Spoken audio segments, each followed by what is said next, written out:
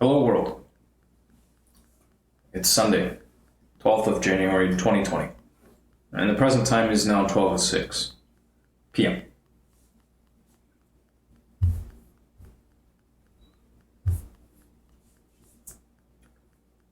I hosted a friend last night, and this morning we walked Paul around the neighborhood together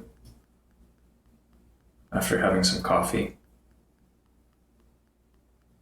And then the two of us went through this yoga practice that I started up just a couple days ago. I think it was a good way to start the day. And now I'm going to read this book summary.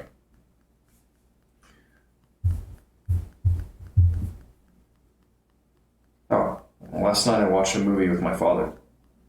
Molly's Game. Pretty interesting.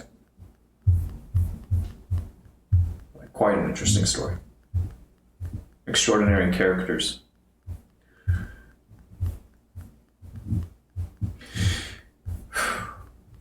Let's begin, huh? Is that good? Alright, that's good. Just double checking. Close that out, and here we go.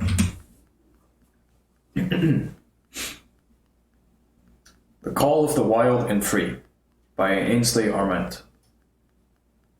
The Call of the Wild and Free from 2019 is a practical guide for homeschooling children, brimming with advice and inspiration for parents thinking about an alternative education for their children.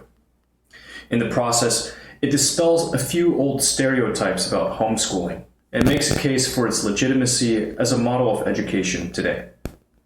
Frequently going beyond homeschooling to reflect upon the concept of education generally, the author presents both a powerful critique of the school system and a call to arms to educate our children differently. Who's it for? Parents thinking about an alternative education for their children. Educators looking for ideas to complement a traditional education, and anyone who wants to rekindle their own childhood curiosity and adventurousness. About the author. Ainsley Arment is a homeschool mother, founder of the online homeschooling community Wild and Free, and a leader in the burgeoning homeschool movement. She has 9 years of experience homeschooling her 5 children. What's in it for me? Be inspired to become the homeschool superstar you were born to be. Any parent who's considered homeschooling their children has had to raise an eyebrow once or twice. Homeschooling certainly isn't for everybody. It does require a certain change in lifestyle. Many parents interpret homeschooling as meaning extra responsibility and a loss of autonomy. They say things like, "It must be exhausting," or "When would I find time for myself?" or "I'm not qualified to teach everything." These are legitimate concerns. But if this is what's stopping you from homeschooling, then you ought to find these blinks reassuring. They'll tell you that if you're exhausted, you're probably not giving your child enough freedom. They'll tell you that time spent with your children is time spent for yourself. And they'll tell you that the fact you're not qualified to teach everything is an advantage, not an impediment. Along the way, you'll also be inspired to reclaim your own childlike qualities of curiosity and wonder, become more playful and creative, and unleash your wild side. In these blinks, you'll learn how traditional schools prepare our children for office life, how one blind and deaf lady made it all the way through college, and why mothers like to go for the most painful antiseptic.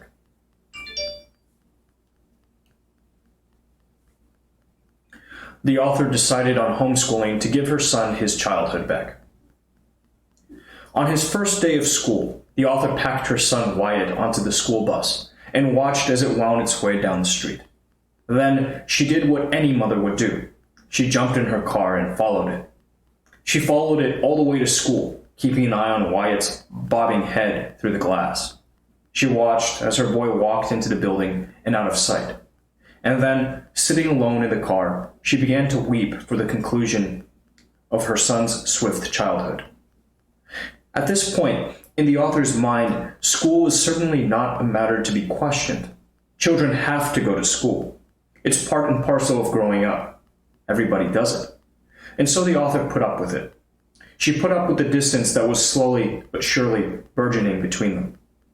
She would put up with anything if it was for the good of her son. But her son was changing. He started to care about what his peers thought about him. He was losing his childish curiosity and playing less. The author would say that it was as if the light in his eyes had been snuffed out. And she missed her friend. It was another homeschooling mother who first put the idea onto the author's radar. Never before had she taken the concept seriously. After all, she didn't want her child to grow up weird. She didn't want to scuttle his future. But faced with the prospect of losing the boy she knew and cherished, the idea of homeschooling hit her like a gust of hope. So it came to pass that one afternoon, they sat down together over coffee, and her friend ran her through the basics. It turns out that there are many schools of homeschooling. The Charlotte Mason and Montessori methods are popular ones, and the Reggio Emilia approach is also catching on. She was introduced to a lot of names, and so many theories about what education should be, that she was truly awoken from a stupor of presumption. Only weeks later, she settled on a home curriculum that she liked, and with great trepidation, pulled her son out of the first grade. Ultimately, her decision to homeschool Wyatt was born from the responsibility she felt to give her son his childhood back. Together, they took a plunge that would change their lives for the better, forever. A magical childhood is about freedom. Freedom to explore, discover, and play. Homeschooling is on the rise. What do you think of when you hear homeschool family?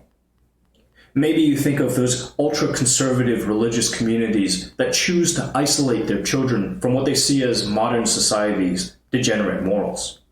Or perhaps your mind goes to the other side of the spectrum, to communal living. Perhaps you imagine large families climbing into the back of a VW camper van. While homeschooling families come in every stripe, the average homeschooling family today looks rather ordinary. They're families that have no intention of isolating themselves from society, nor do they desire to indoctrinate their children with an ideology. Most homeschool families will teach the fundamental topics covered in any school curriculum, and many fully intend to prepare their children to go to college. Homeschooling is no longer a fringe culture. In fact, it's on the rise, in the US and around the world.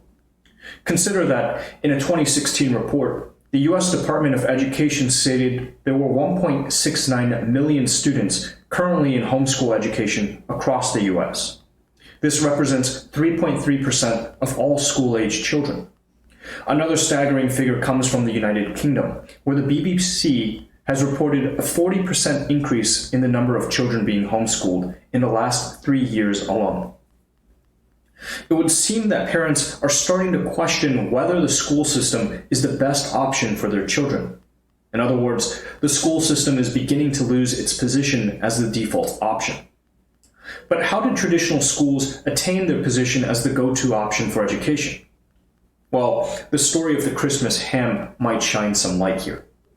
The story goes that, for years, a child observed his mother quizzically as she trims off the end of the Christmas ham and throws it away. Finally, the child asked her why she did it, and the mother replied, "This is how I was taught to prepare a ham by my mother." Not satisfied, the child finds his grandmother and asks her the same question, to which she responded, "That's how I was taught to prepare it by my mother." The point is that most of us don't question traditional school systems, not because they're the best system of education, but because that's what we went through ourselves, and what our parents went through before us. But in the interest of not taking our education for granted, let's cast an eye at some of the problems with traditional schooling systems. Everything you've heard about homeschooling is wrong. The traditional model of education isn't working. Our school system doesn't treat children as what they are, children. Anyone who has a child knows that they're naturally prone to moving around and exploring, Yet schools insist on bending their bodies to the shape of a chair as if they're already preparing them for office life. They make them do paperwork, they make them stick to schedules, and they make them sit quietly and listen to presentations. Sound familiar? We treat our children like adults, and it's causing them stress. In one telling study conducted by the American Psychological Association, children reported feeling higher levels of stress on average across the school year than adults.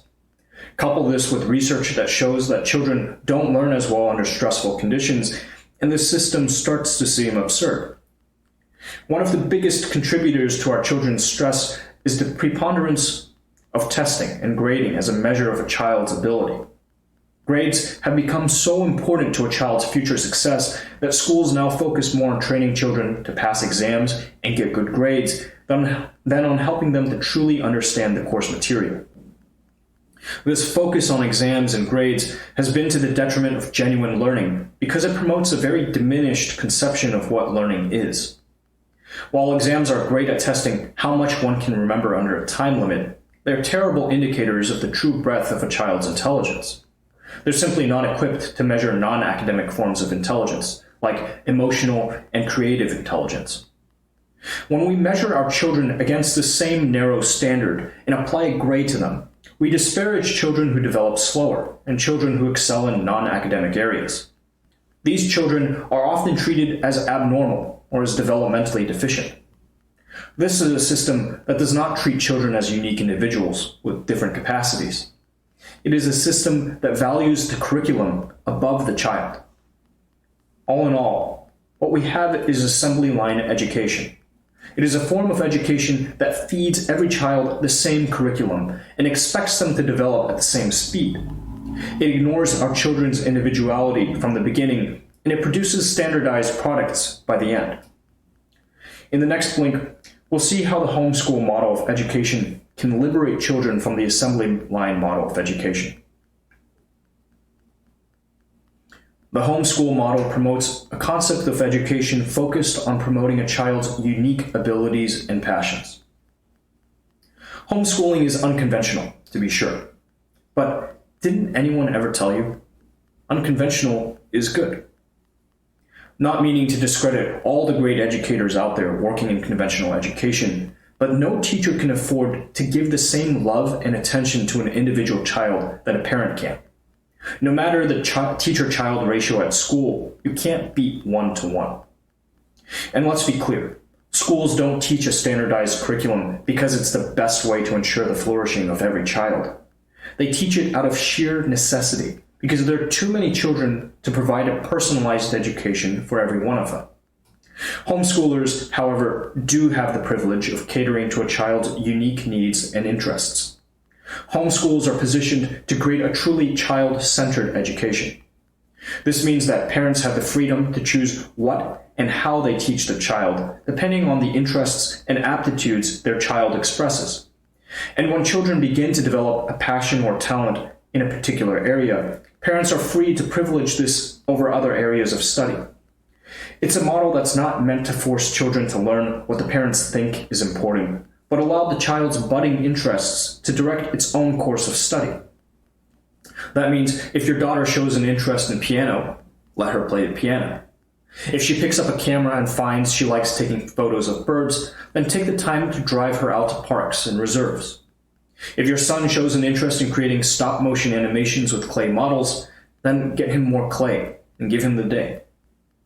One might object, you can't just teach what your child wants. There will be gaps in their education. But this kind of objection misunderstands the function of a true education. While traditional schooling excels in pumping children full of as many facts as possible, it fails lamentably to instill what matters most, a love for learning.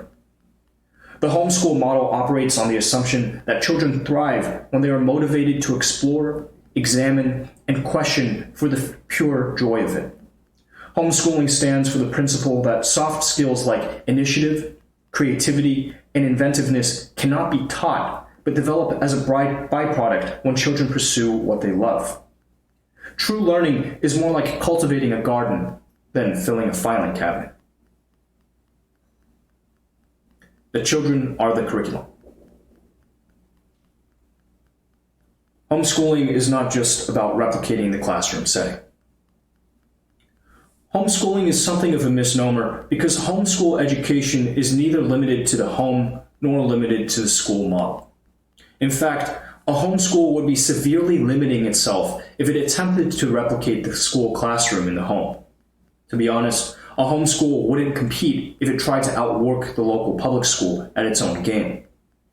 The virtue of the homeschool model is that it's free to transcend the classroom's limitations. Homeschools are neither confined to the four walls of a home nor to the limits of a strict schedule, and this liberates families to spend more time in nature, engage in community activities, or travel full-time if that's what they choose. The outside world creates many more opportunities to have encounters that stimulate learning in a more organic, off-the-cuff way. Taking your children out to plant a tree, for example, is a great way to introduce them to the different parts of the plant and how they function.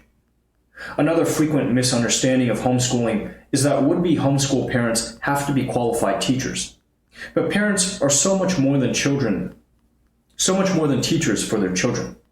They're friends, they're guides, and they're companions on life's journey. Parents don't have to know everything, because they can learn right alongside their children, and in the process, they can teach their children how to learn. How many school educators can boast to growing up alongside their students? The fact is, no one is more an expert on a child than that child's parents. They know what makes them tick better than anybody. They know what they love and what motivates them. The homeschool parent needs to be to their child what Anne Sullivan was to Helen Keller.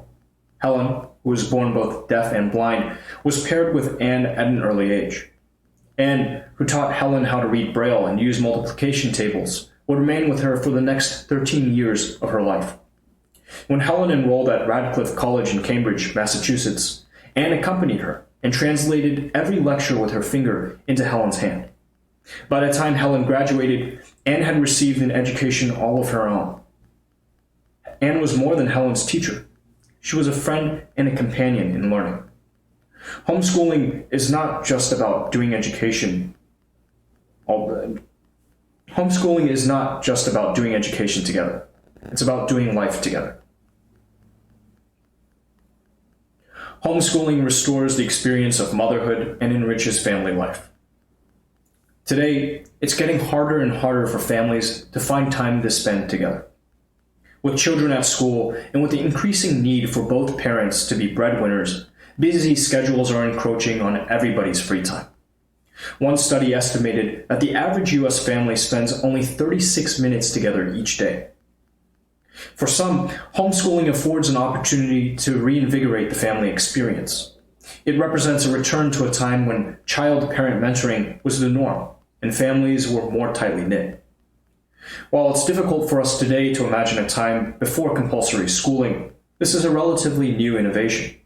In fact, it wasn't until the late 19th century in the US that the first states began legislating for compulsory public education for all children.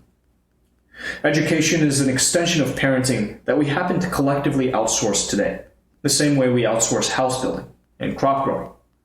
When you consider that many people opt to build their own house or grow their own food, not because it's easier, but because it's rewarding, personal, and often produces better quality products, the idea of doing education at home doesn't seem so preposterous. Homeschooling, then, is a way for parents to reclaim the full dimension of parenthood by reclaiming time with their children and reviving their role as educators. At this point, you might be thinking, the school system saved parents a lot of time and work. Why would we want that responsibility back? Well, don't think of homeschooling as the addition of extra responsibilities. Think of it more like a holistic lifestyle change for the family, one that strengthens family bonds and enhances the family experience. Homeschooling often brings out the best in parents. The presence of young learners in the house keeps everybody young. Parents learn how to be creative and inquisitive again as they learn alongside their children. And research shows homeschool parents spend more time outside and more time engaged in community activities than parents of traditionally educated children. Homeschooling is a way of life that puts the family front and center. Doing homeschool the right way means that the time you spend teaching is not time you wish you were spending elsewhere, but time with your family that you savor and cherish. Now that we've looked at some of the virtues of the homeschool model generally, in the next few blinks, we'll look at some of the principles of the wild and free philosophy of homeschooling. We homeschool not to do school at home, but to do life together. Children benefit tremendously from a close relationship with nature. While there's no one formula for a successful homeschool experience, we'll look at the 5 core principles identified by the wild and free community that are designed to enrich any education. The first principle is the school of nature, which is about helping children reestablish a close relationship with nature. It's no secret that we, as a society, are losing touch with nature more and more. And our children have not been immune to these changes. We've systematically traded natural environments for artificial ones across the board. We've switched grass for artificial turf, exchanged nature parks for theme parks, and abandoned outdoor games in favor of video games. It was a testament to our children's changing environment when, in 2009, Oxford University Press expunged nature-related vocabulary from its Oxford Junior Dictionary. Words such as magpie, acorn, and blackberry were removed, and in their stead, technology-related vocabulary such as blog, voicemail, and broadband were introduced. We've turned our backs on nature, and in the process, we've deprived our children of many vital, formative experiences. Natural environments help children develop their emotional and moral disposition. By encountering other beings and witnessing how human activity has impacted the natural world, children learn to feel empathy and responsibility. In nature, we find the seedbed for an ethics of care. The author shared one story about discovering a dead baby bird on the path in her yard. She had the chance to spare her young daughters the painful experience of finding the hatchling themselves, but she opted to let them find it. The next hours were filled with many tears, and a burial plot was found for the bird. To have spared her daughters the pain of discovering the dead bird would have deprived them of the experience of profound empathy and reflection on the great mystery that is life. Natural environments are also beneficial for our children's mental and physical well-being. Confining children within cloistered, artificial environments contributes to behavioral and neurological disorders. Experts have seen improvements in children with depression, autism, ADHD, and other neurological challenges who spend time in nature. Nature instills in children a sense of peace, calms and rejuvenates the mind, and improves focus. Keeping in touch with nature is supremely important for the well-being of our children. Children often need some cajoling to go outside. So why not make exploring nature more fun by creating a nature journal? In this journal, children can document and describe what they discover, draw pictures, and even stick in dried flowers and other items. Mud is the most poetical thing in the world. Quote, R.H. Blythe. Narrative is a powerful vehicle for learning. Storytelling is sidelined in the traditional school system. It's treated as less important than harder subjects like math and science, and it's generally taught as something that's only done for fun. But this attitude presents storytelling as separate from other domains of learning. On the contrary, storytelling is a powerful learning device that can enrich the study of any subject.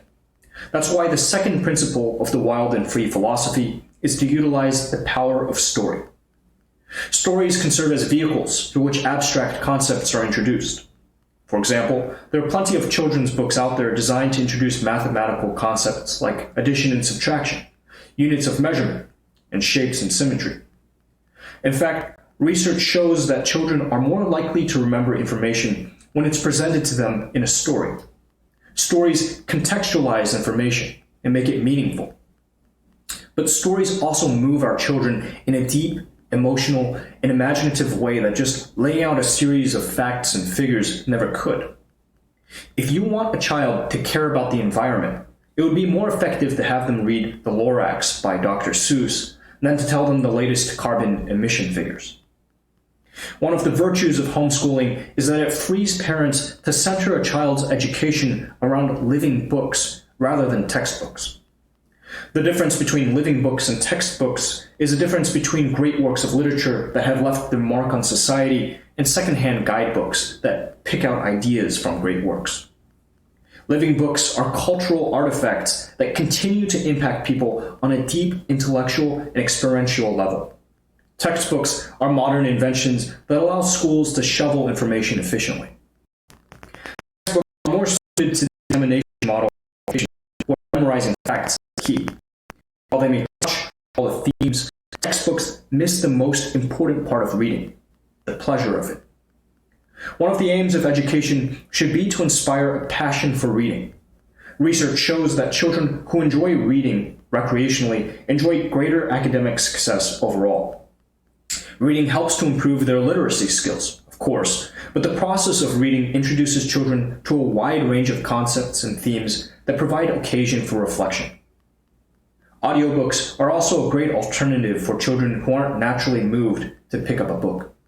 And one can also encourage a love of books by taking children on book-related cultural trips, by visiting bookshops and fairs, joining reading clubs, or even attending theater dramatizations of their favorite stories. Play and learning are not antagonists. The attitude that the school system has toward play is that it's tolerated so long as children get their work done. They even designate chunks of time to playtime. But in doing this, schools teach our children that play is something extra to learning, and learning only happens when we're not having fun. For some reason, we've got it in our heads that real education must be difficult, boring, and painful. Consider that for decades, parents have been using hydrogen peroxide as an antiseptic for their children's wounds. When hydrogen peroxide is applied to an open wound, it tends to sting. While many alternative antiseptics have been produced that are completely painless, they just don't sell as well. People stick with the old stuff because it's painful. The pain assures them that it must be working. Well, we use the same absurd logic when it comes to our children's education. The fact that they're not enjoying the work assures us that it must be worth doing. And when children resist work, we chalk it up to children's natural aversion to hard work. But it simply isn't true that children are averse to hard work. What children are averse to is meaningless rote work, and they're no different to adults in that regard. Children are willing to put in a lot of hard work when that work is purposeful, playful, and fun. Purposeful play is a great motivator and helps children to improve all kinds of skills. The third principle of the wild and free approach is the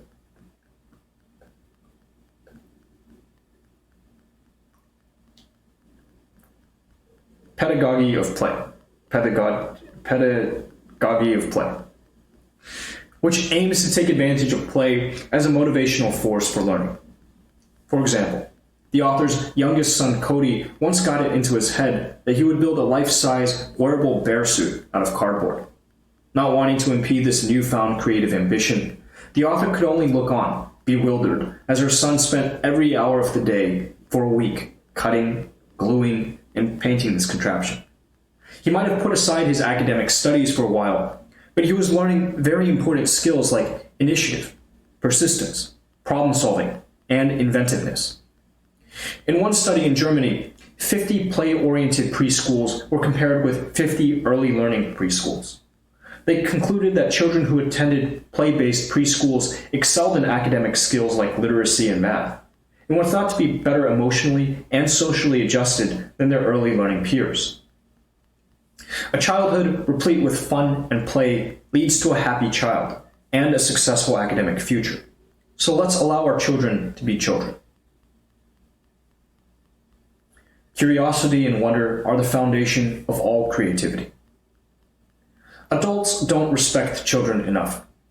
Indeed, we adults often treat children as ignorant and their interests as frivolous. We act as though we have nothing to learn from them, and they have everything to learn from us. But in many respects, children are more diligent and more scientific than adults are. Children are far more inclined to inspect, examine, question, and experiment than adults. Really, it's we who need to learn from them. Because our children are such assiduous scientists and inventors, it's crucial to provide a plethora of rich resources for them to play and experiment with, to fully realize their abilities. This is the essence of the final two principles of the wild and free philosophy: the curriculum of curiosity and the magic of wonder. These place curiosity and wonder at the heart of what a true education should be. One way homeschool parents can do this is to utilize the 20th century artist Simon Nicholson's theory of loose parts.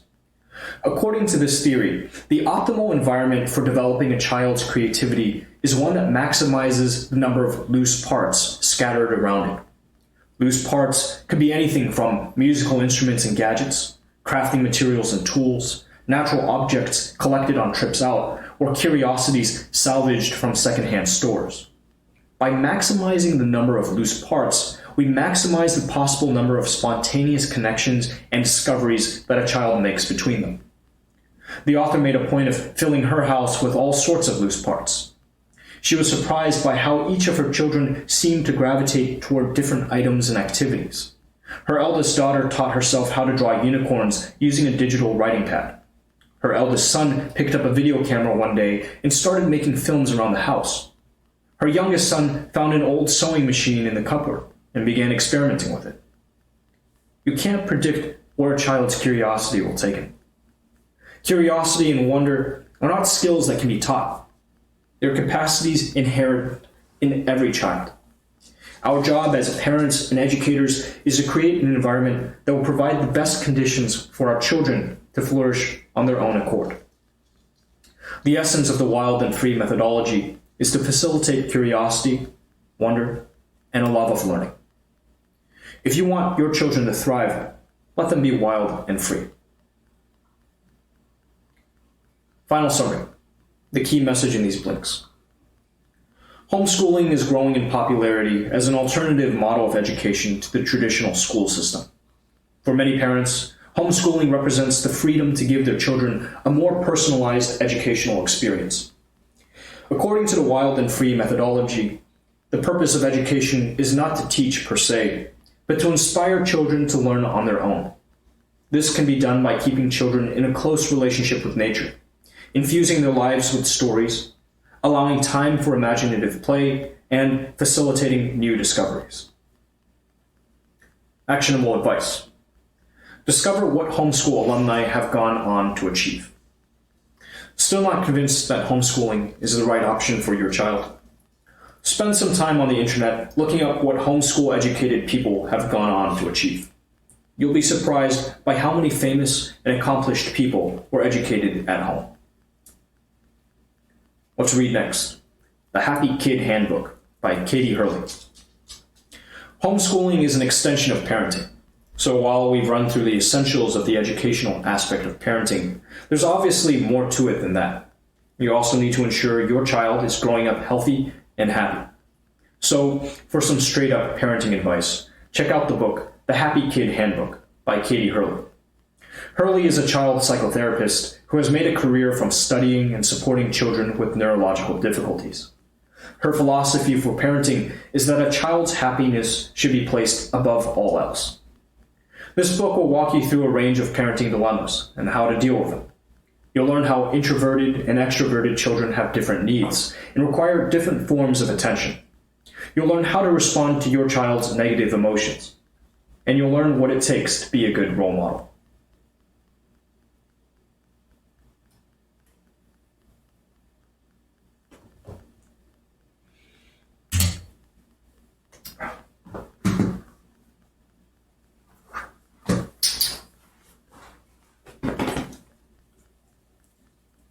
Hey, Foreign Pine. What else did I miss?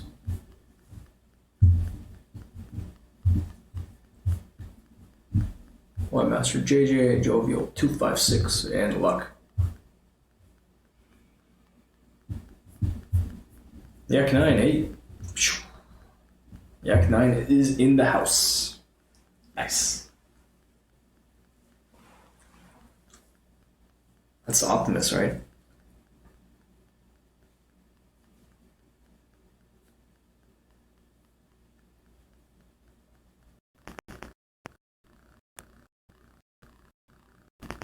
Hey, kid.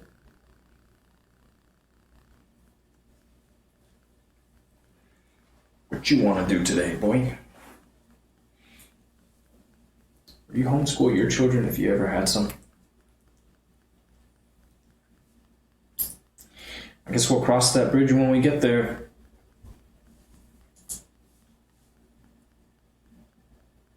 Thank you, Yak 9.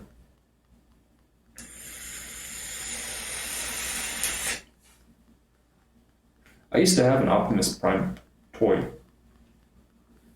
Pretty good size. It had these buttons up on the top of it that make noise. I wonder where that is now.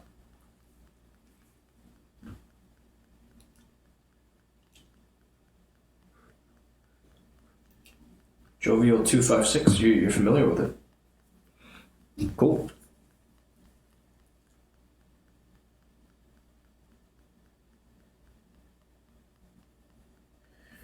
And Foreign Pine, I think if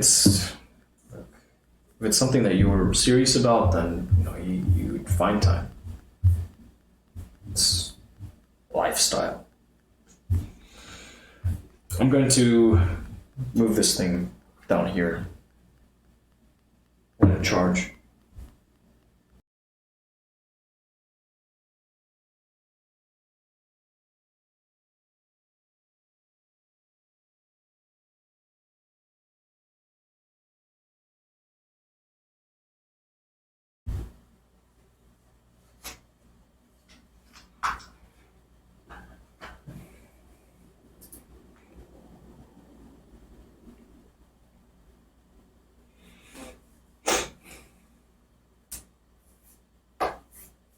Thank you, Yak9. I will take a look at the IG DMs.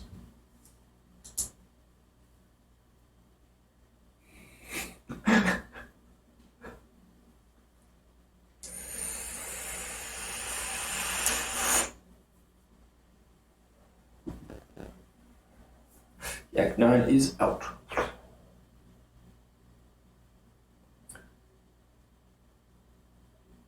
Look, what would you want to see? If you were buying a computer on Craigslist, what would you want to see?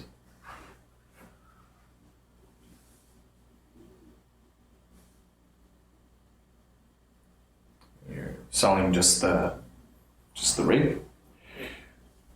I want to see whatever it is you're selling. I want to know what I'm getting. The old 256 Society has disabled parents and convinced them that if they don't know the facts, then they can't be experts in their children's lives. But really, this is leading to more misbehavior and stress in the traditional classrooms.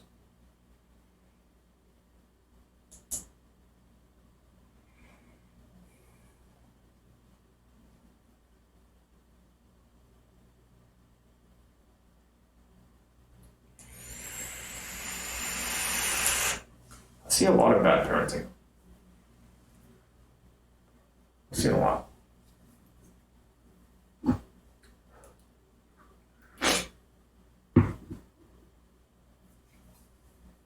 It's also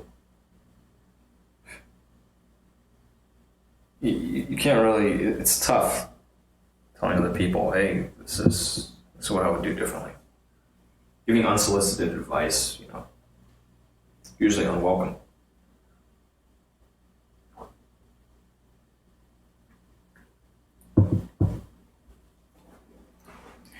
I like learning about this stuff. Maybe it'll come in handy one day.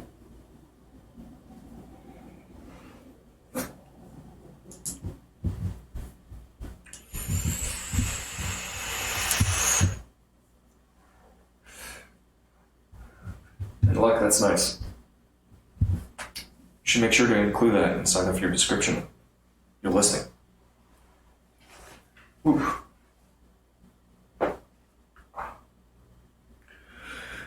12:46 p.m. Where are we at now?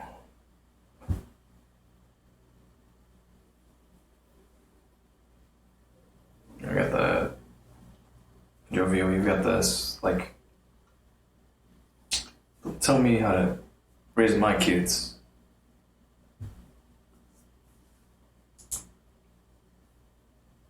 Most people are, they're pretty stretched for time. But if you can trust the stats, there's also a lot of dead time. A lot of time spent watching the TV.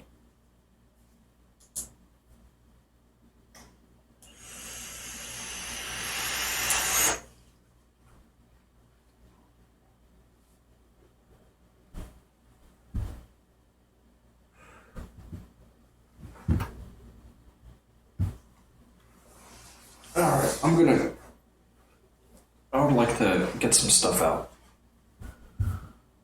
Because it's just sitting, and I'm gonna lose it if I don't move it. So I gotta start moving and finding the stuff, and it's a process. It's been a while since I've touched some of this. I'd like to get it going again. Yeah, we'll do that. Close this one. Shell, Python. Gonna look at the accounts. Schedule some pushes, I think. What's this? What do we have going on here?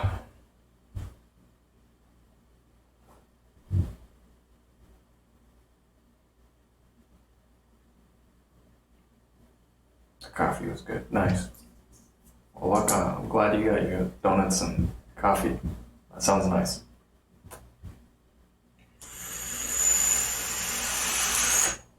Sounds good, man. I had my coffee this morning.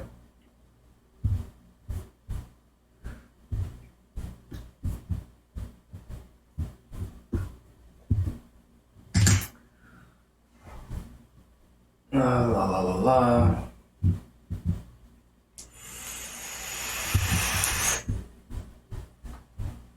Should I get this up? Yeah, why not?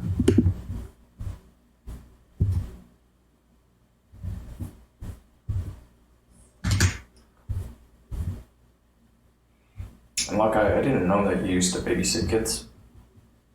It's nice. It's a good job.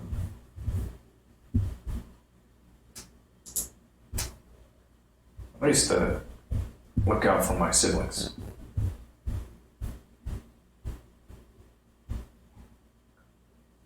I ended up spending a lot of time on the computer, just playing games while they watched. Oof, this is still open.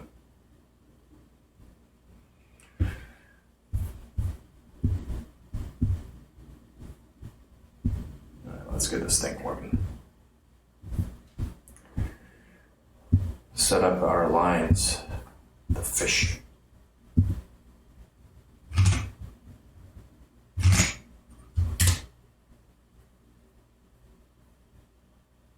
Yes, Paul.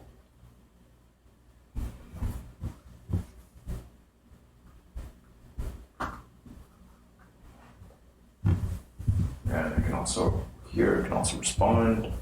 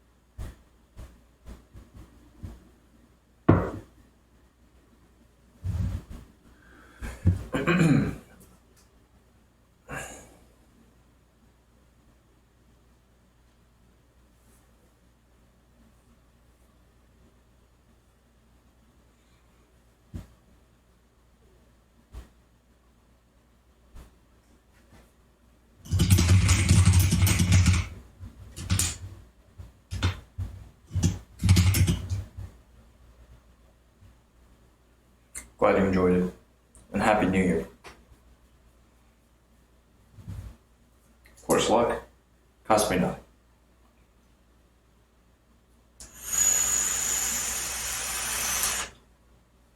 Of course, take what I say with a grain of salt, right?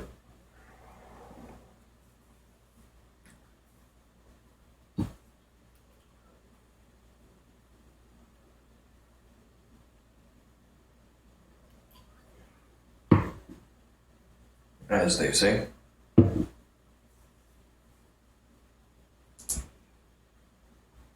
It's been a while since you've been on Twitch. What else have you been doing with that time? Hopefully something good.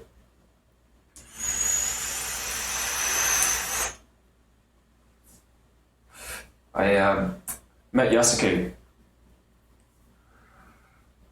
I was out at TwitchCon, or in San Diego for TwitchCon. He had this team function. Like an open bar and some food. I wanted to go. Went over to the venue and they wouldn't let me in. Like, yeah, you don't have ID. Show a picture of my ID. Scan. They wouldn't take it.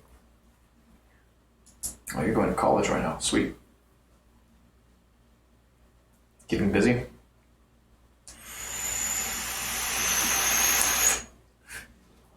Having fun? Let's see if...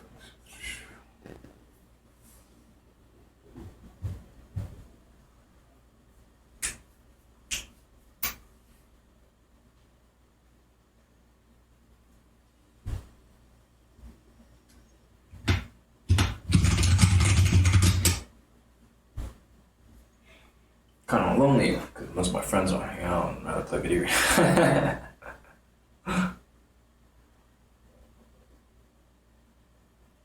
Yeah, that's too bad.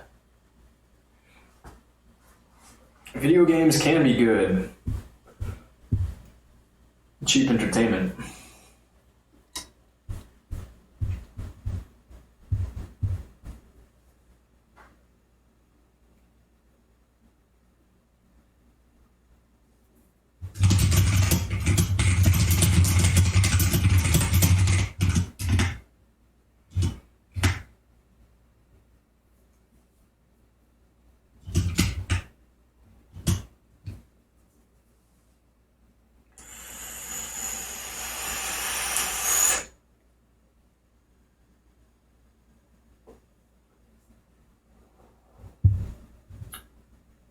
Maybe try other games.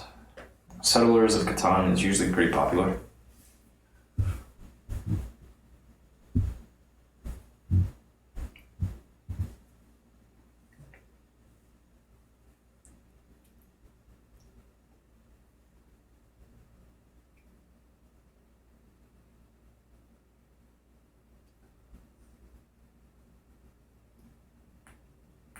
Wow, are the Apple wired keyboards any good? I'm sure they are. They tend to make a decent product. I don't own an Apple wired keyboard. Never owned one. I got one of the wireless keyboards. It's okay. I've never played League. Never. Some folks have suggested I give it a go, but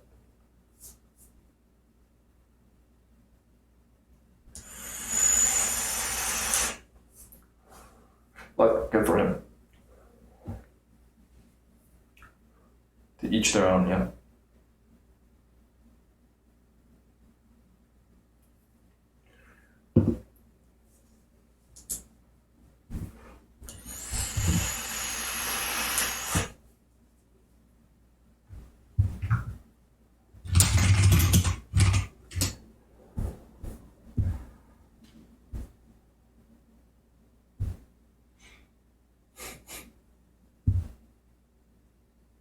Doggy, hey.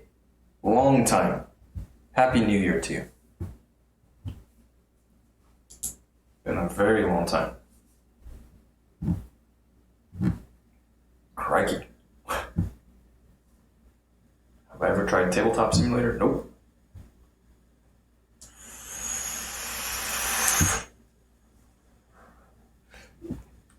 League's hard to get into? Yeah. So I won't even start. I'm good. I'm good. I'm simple. I'm a basic guy, you know. Play a shooter. Like, yeah, that's good. I killed somebody in the game. I triumphed. Nuggy. Doing better than I deserve. Always. How have you been?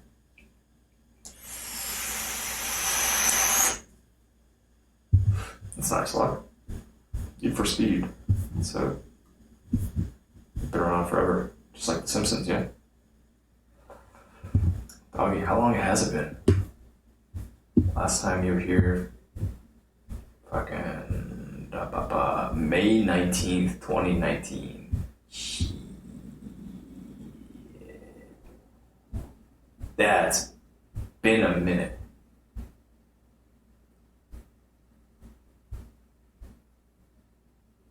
Okay, at the time you said that you were working at a BMW dealer.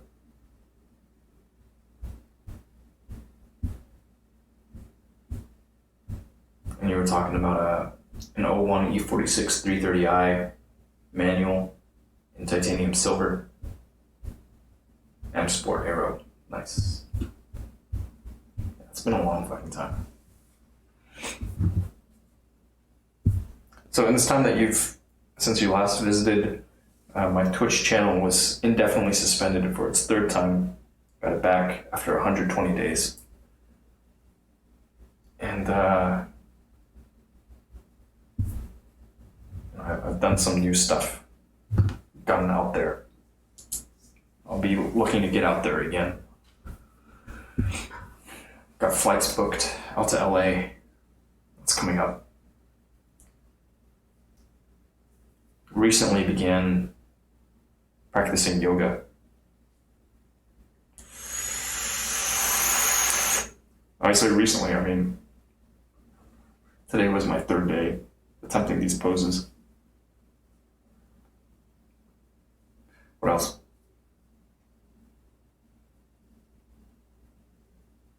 Yeah, I got a pressure washer.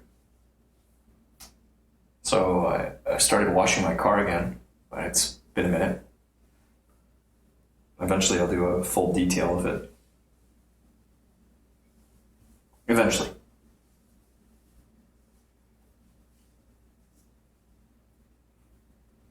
Should clean up nicely, I hope. I may also look into exploring paintless dent repair. Getting into PDR.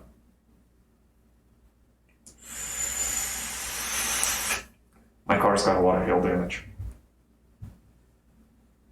From back when it wasn't garaged.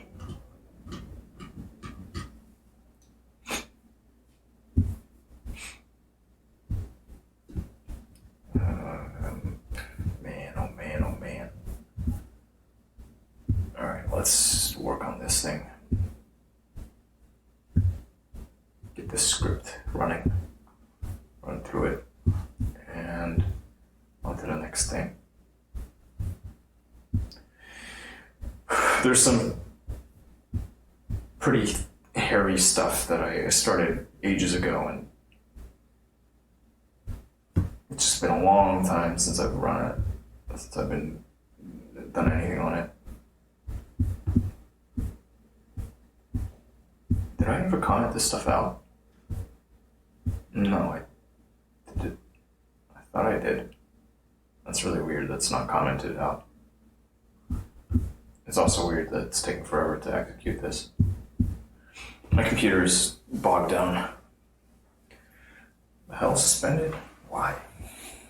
I really need to put up a page on my site just to go through my indefinite suspensions.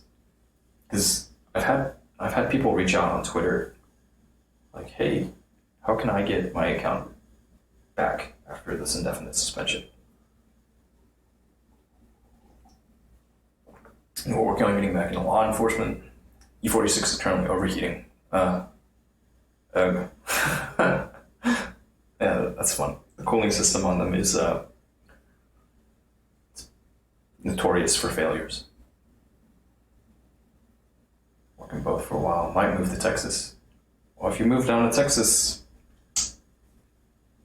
here in Houston, as you know,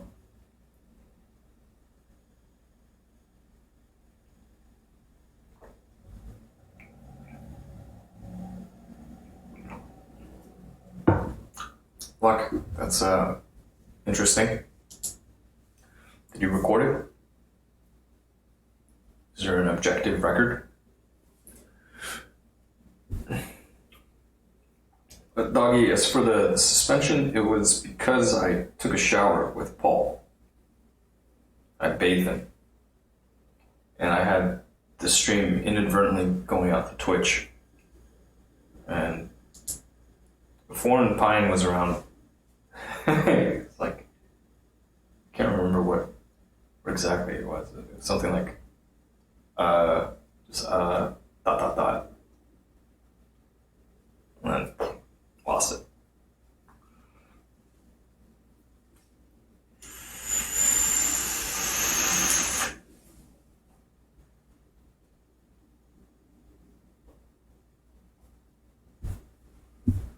So we got, this is still going. I can't, it's just taking forever to run through this, execute this one thing. The requests are taking forever. This will add the cell above, this info markdown cell, and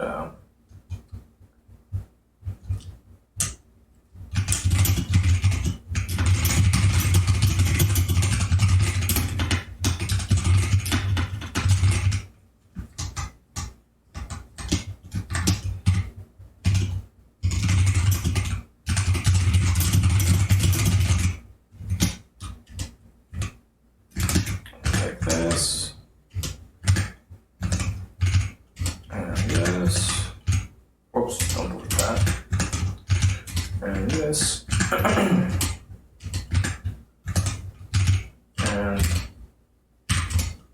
there we go. And we'll run everything, run all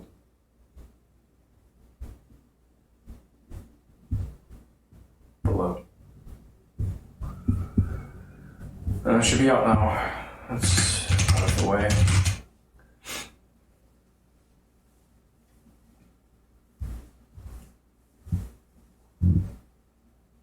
And this is just, it was bad.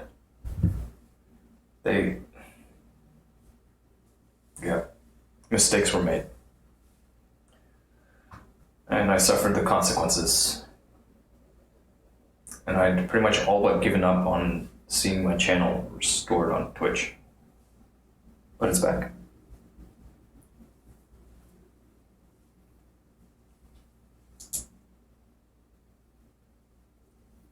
It's back. So since it's been back up, I've seen some folks come back in, and some of them were completely unaware. They thought that I'd just given up on this, like taking a break from this entirely. And so I now have this thing. Like here. You can find me on these things. It's goofy.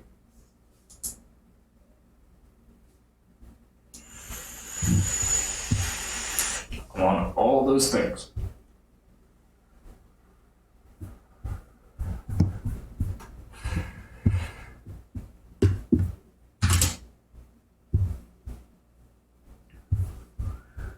The call of the wild and free.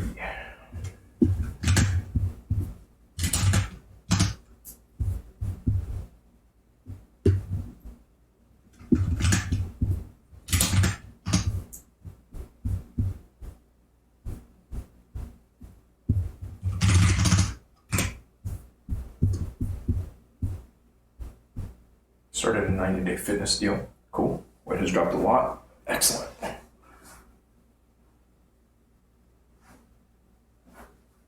Dude, that sounds good. Go for it, man. The fitness category, it's been a while since I've checked it. But yeah, like body weight exercise. There's definitely interest in that. Doing what you can with what you got.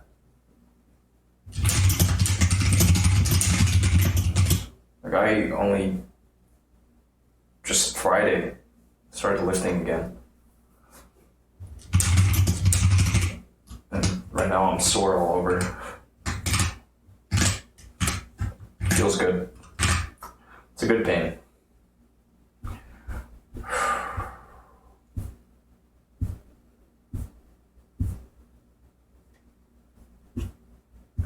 The call of the wild and free.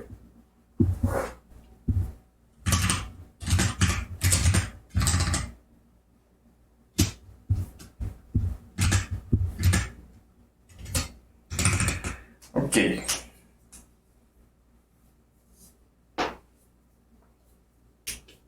Damn, 260 down to 216. That's impressive.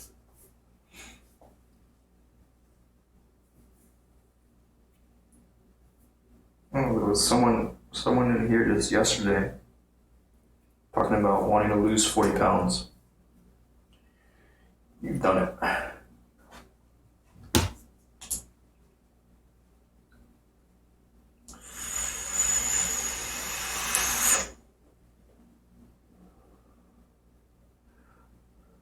I'm very light right now. Friday, I weighed myself at 135.2 pounds. My shirt, shorts, and my watch.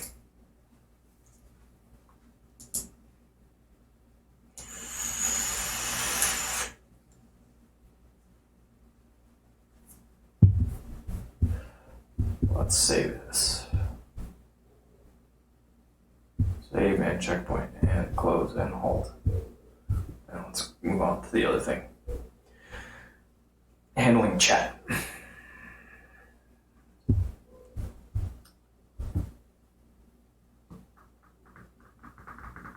It's been a long time since I fucked with this. Oh, actually not that long. It says it was last modified 2 months ago. Really?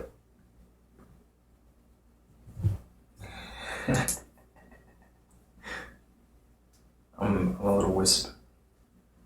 The wind will blow me away.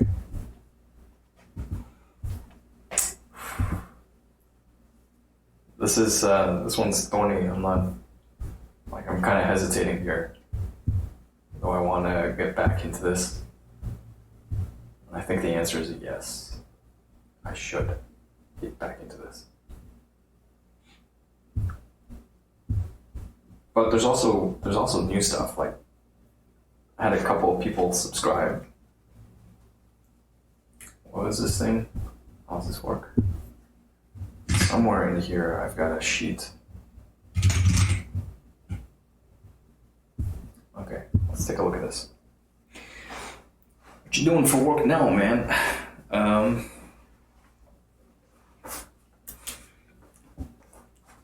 It would not be inaccurate to describe me now as a sex worker. That would be a pretty accurate descriptor.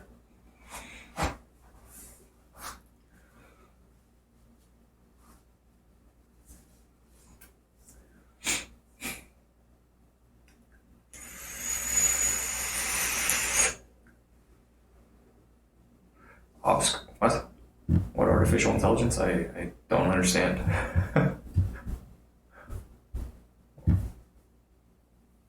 What the fuck? Why?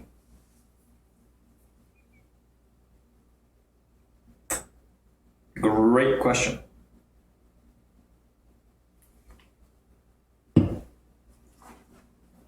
It's a good question.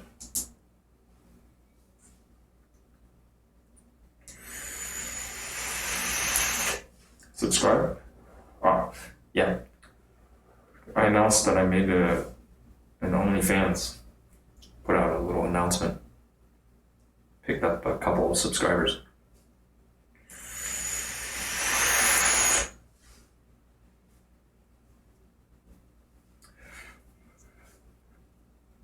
Well,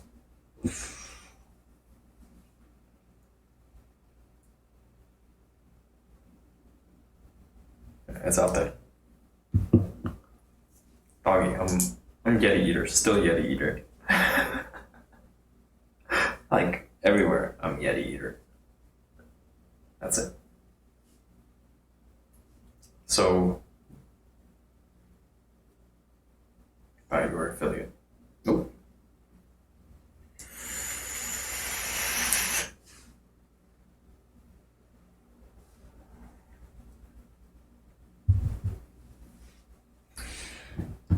Yup.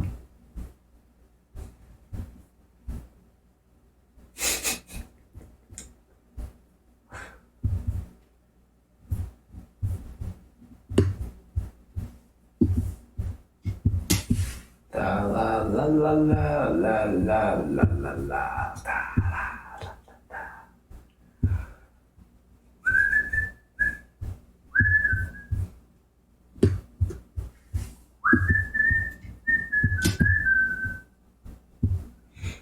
Okay, I'm stalling. Like at this point, I'm straight up stalling for time. I know it. Okay, let's close out of that thing. I'm just spinning my wheels there.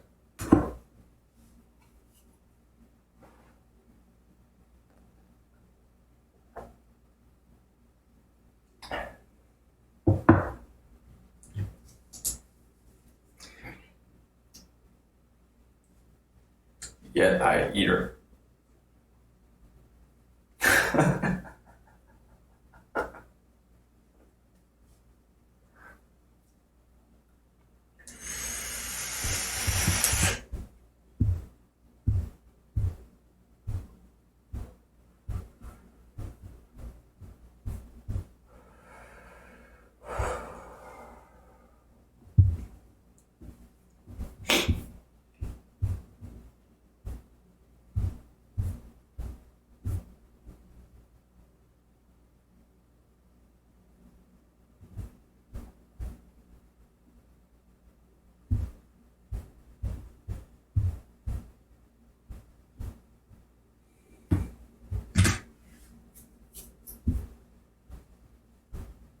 Jeebus.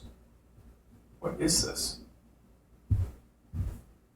There's some stuff that's been open on this thing forever, and I had no idea. No wonder my computer's barely doing anything. It's freaking out so hard. Got all sorts of stuff. Tabs on top tabs on top tabs.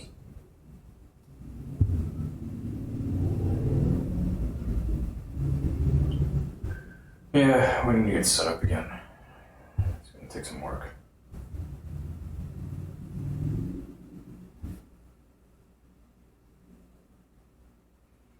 Donating plasma because you're still broke.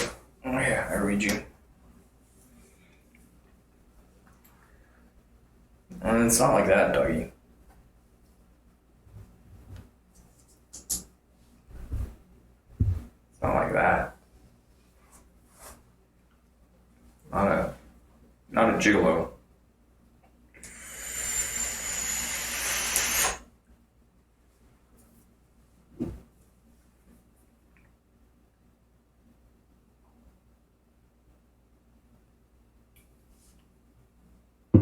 Yeah, we're getting out there.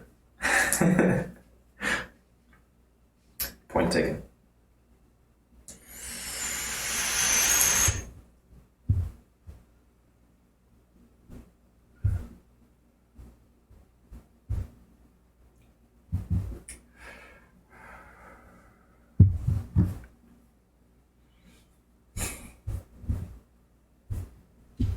Okay, we'll do the hard thing.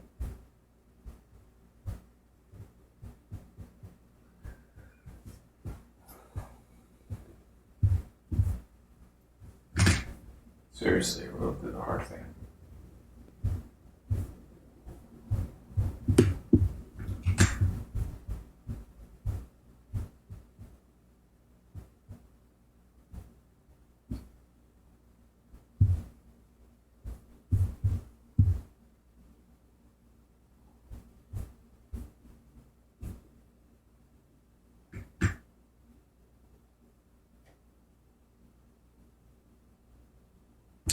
That sucks, Dougie.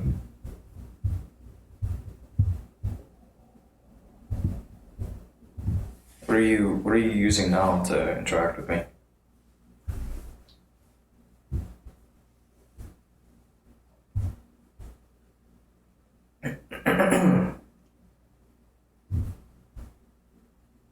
Your phone.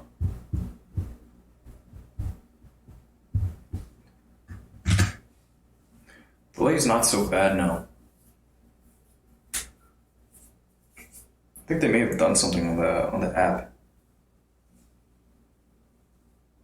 That, and I'm also sending things out with a pretty low delay. We're doing things a little tighter than we were, which is good. Can be good. Does help things to flow a bit better.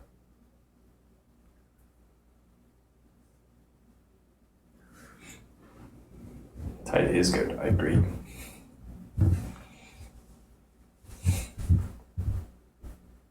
The way everybody likes it. Keeping it tight. What the fuck did I do? I called this chat handler and then there's just nothing. There's a folder called chat 2 months ago. That can't be it. Script. That's not it. Twitch. Don't tell me I fucked up here. Because that would be pretty catastrophic.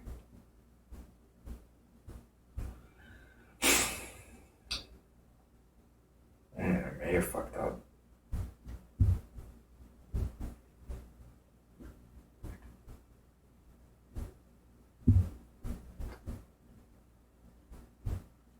This isn't looking very good. This directory is so empty that I don't like this. I got a bad feeling.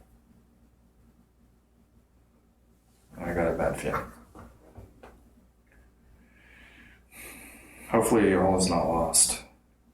But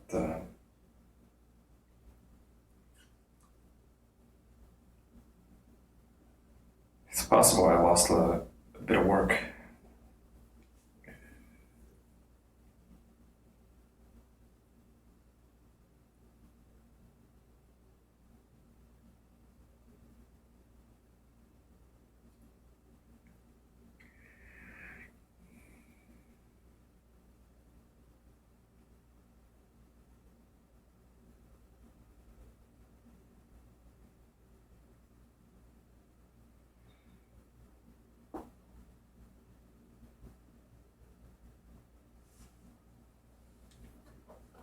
Fiance. The one that did your ears. It's been a long time. Normally I would, I don't have things set up entirely. Been through a bit. Actually lost almost all my best stuff. My best equipment.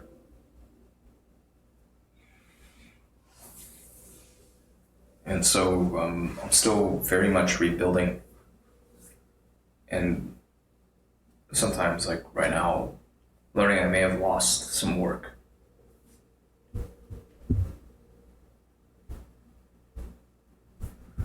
Like I may have lost a lot of work.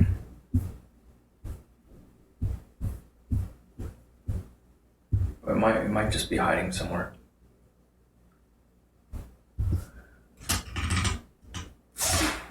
I hope it's just hiding. That'd be nice. Hope it's not gone. But it's possible. It's possible that I lost a lot of important to me stuff. Oh no, okay, it just hasn't gotten pulled down yet. Thank God. I was a little concerned here that I'd have to rebuild this whole thing. Just rewrite everything. It was I mean, not rocket science, but I'm pretty slow and I can use all the help I can get. What happened? I mean, I'm curious what happened with the fiance that you mentioned. But as for me, I lost most of my stuff when I went out to San Diego. The night before I was slated to return.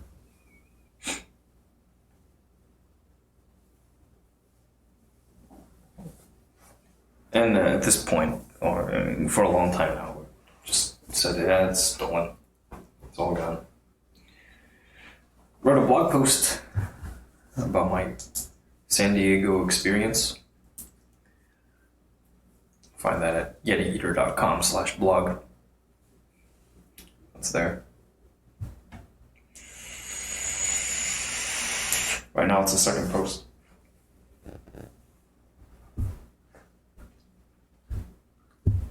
How do I make sure this download now? I want this. And I'm gonna start getting all of the rest of the stuff working.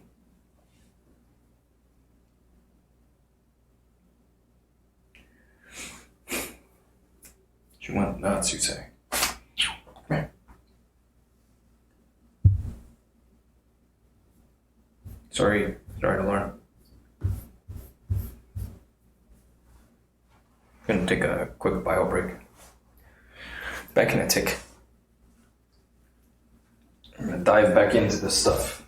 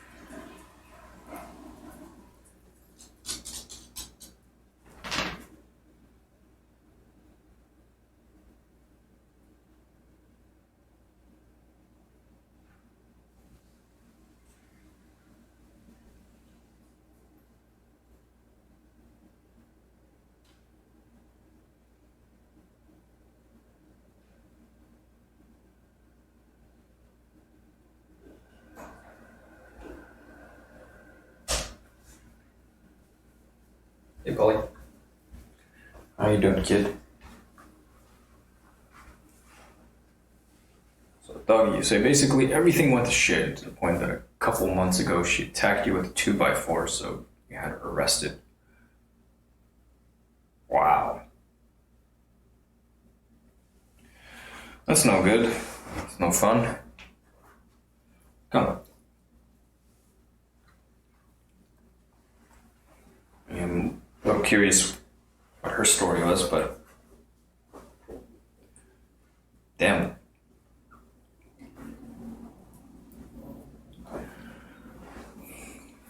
Damn.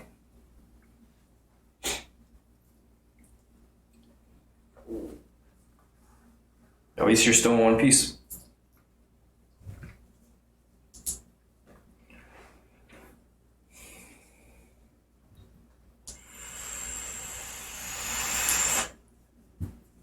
You're here.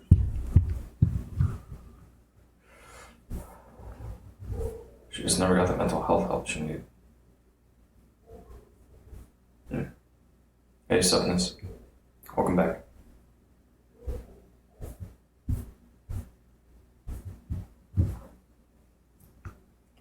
You know, I am curious too, but at the same time, it's Doggy's story, right? It's always good being able to know both sides of it, like know what happened, the sequence of events.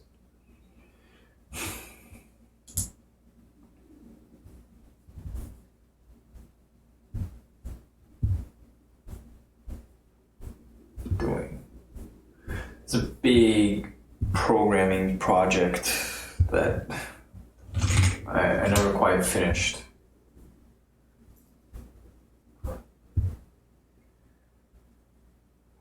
But it's about my archives, and there may be smarter ways to attack this, specifically on the Twitch side. Hey. We're gonna get a little smarter.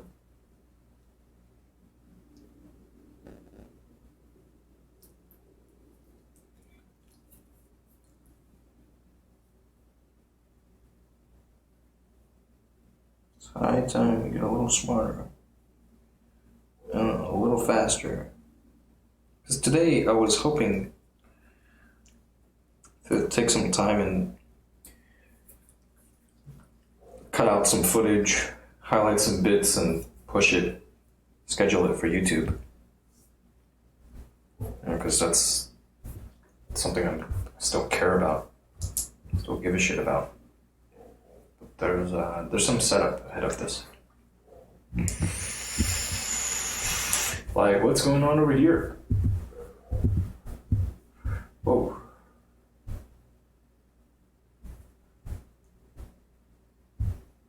Is this person here? We don't call out lurkers. We let lurkers lurk. Thank you for lurking.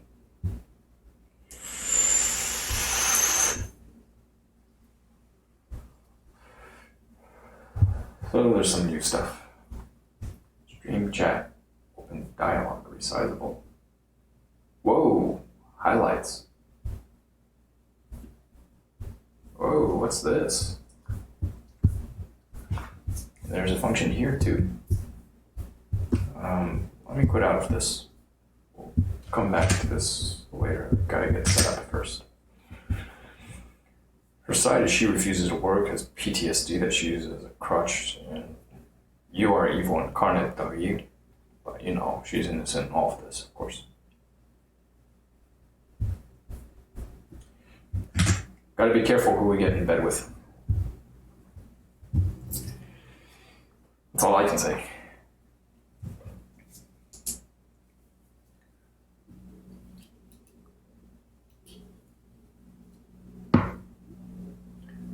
We go through quite a bit of energy finding partners, and then if I look at the past, at what I was doing, I would build myself up to a point, land a partner, and then just say like, oh, this is good, and just roll with it. Bam. Or now night. That's the thing.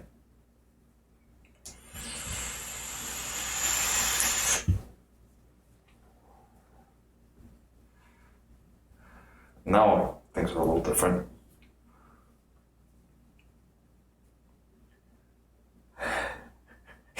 You didn't listen to your father when he said don't stick your dick in crazy. This is good advice. Being able to tell crazy from not crazy. Maybe we're all a little crazy. Gotta be crazy. Still here. You know? Living on this rock. Society is nuts.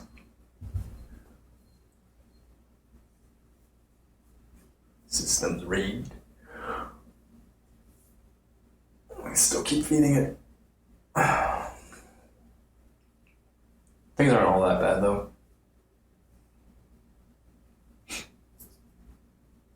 There's good stuff out there, there's good people out there. Quote Dougie, all hot women are crazy, all crazy women are hot. That's So you attract crazy.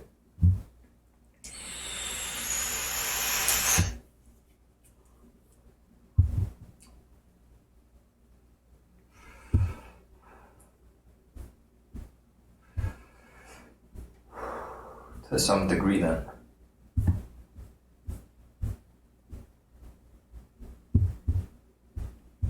I wonder if this is, oh, okay, this is here. This is here. And this surely, no, there's nothing, this is stale as shit. I wonder why. Let's look at Chatty. Let's learn about Chatty. Take some notes on Chatty. TS Twitch. Thank you for the follow. Welcome.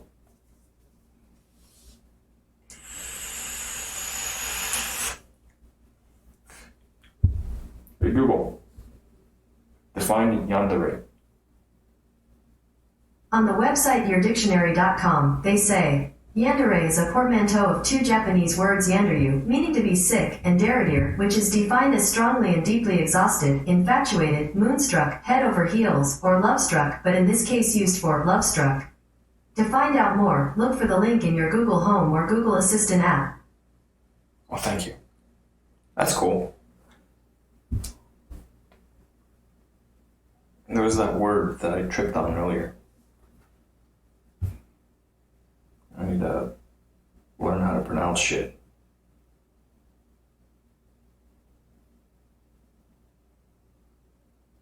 So people that go like, that Yeti eater guy, he don't talk right. You don't know how to pronounce things. You don't English so good.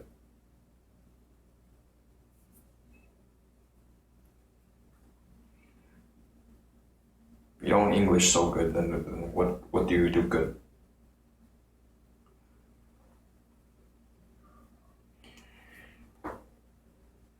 Remember one of my uncles in Hawaii.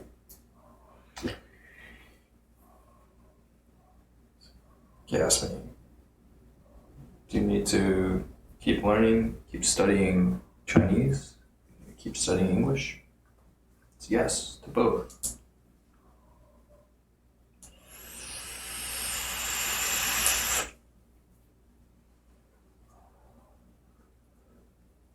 It's been a long time since I've worked on the Chinese.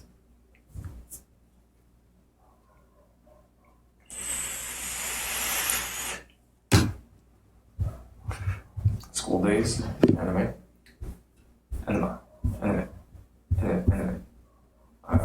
I'll put it on the list.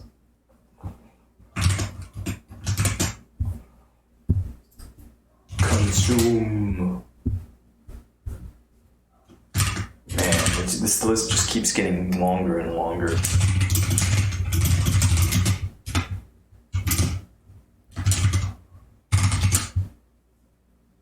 Hi.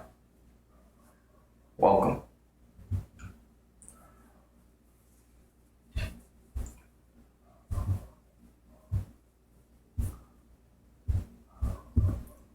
Enema of the state.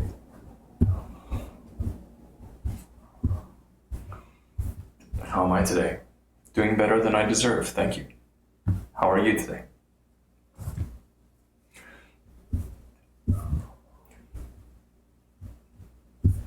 we can learn about its features here. See if there are any useful features for my particular case.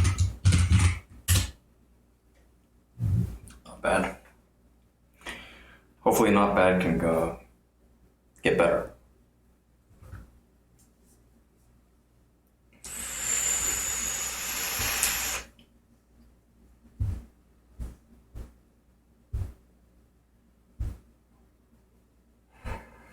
The day is indeed young. This is true. It's 1:38 here in Houston, Texas. Beautiful day out, some clouds in the sky. The sun's out. Shine.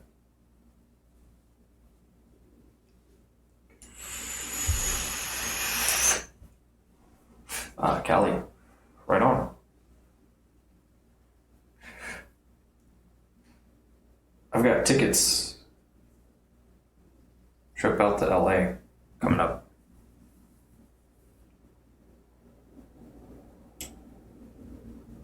Gonna head out there to do some more work. Have any fun today yet? No, not really. Oh, I did my yoga practice. That was fun. Dog, are you gonna take off? Tomorrow around 4-ish. 4-ish, my time. What kind of work?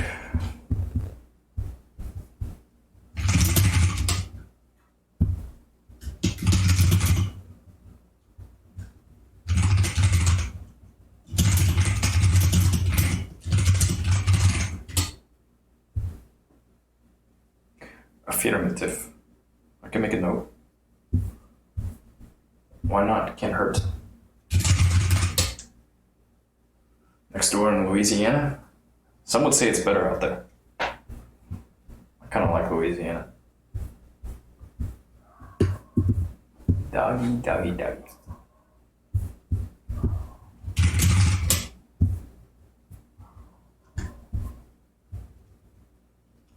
The lingo. Fuck the hell no, it's not. What? What part of Louisiana? I like Louisiana. It's... Whoa, what?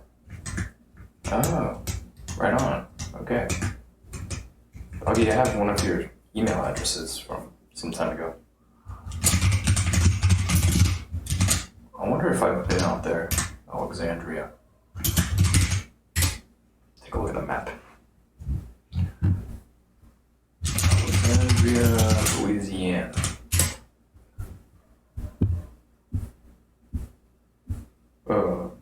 I probably haven't been up that way. North of Lafayette. Northwest. No, I haven't been up that way.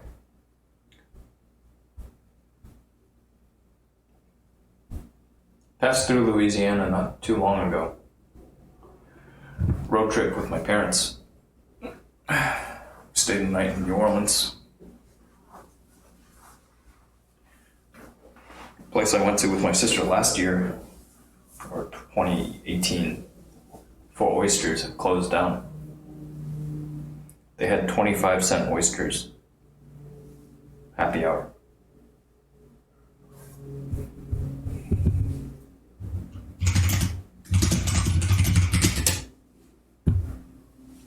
Hi.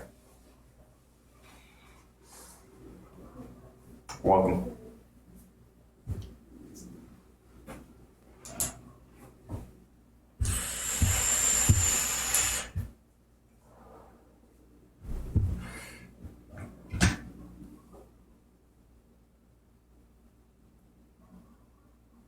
Can't do oysters. Rip you.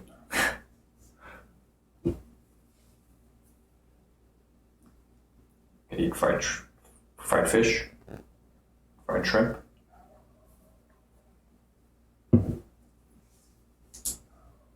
Me, I'm a fan of the oysters.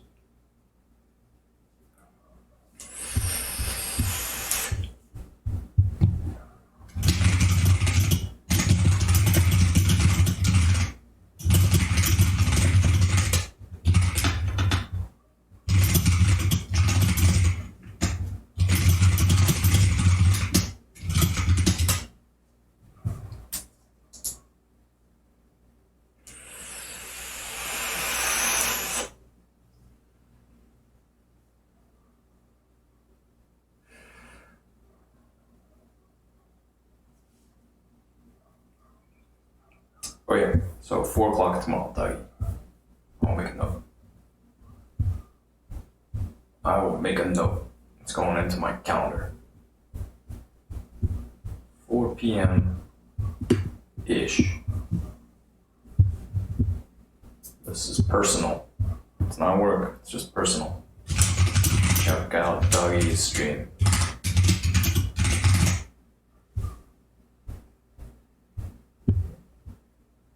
There we go. Be well out there, man. Sorry to learn about the fiance.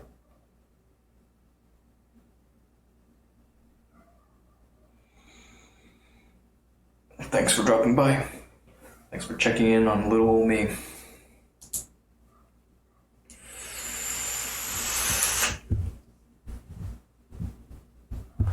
Can I get an alert?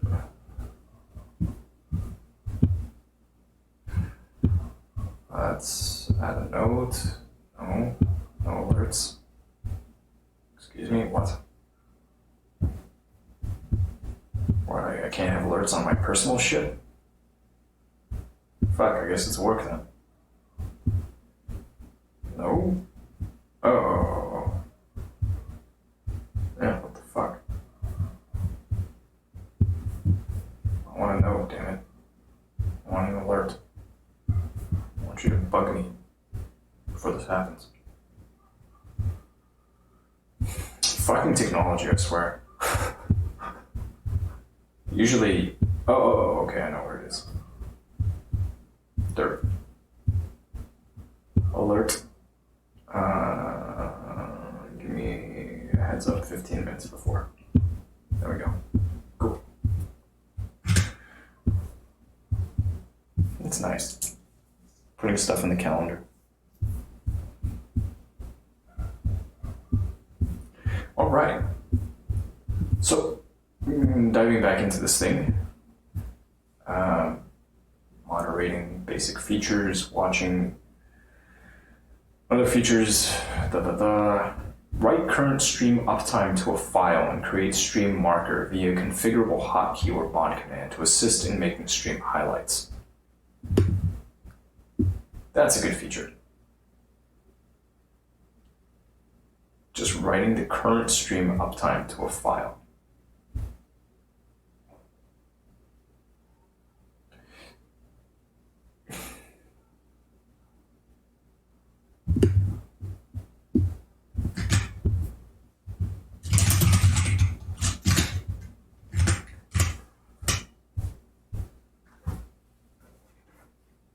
That's helpful, because that's golly, a lot of what I've been doing with this project is to parse out that information. I use this one command. I fire off this guy, going off, and it says, "Oh, okay. Well, here's our uptime." And that's important data.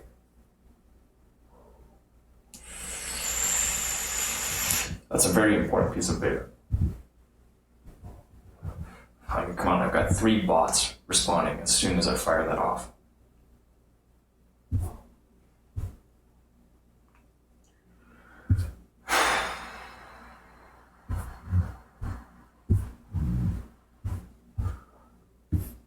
So this could help cut down on some toil, which I'm presently prepared to embark upon.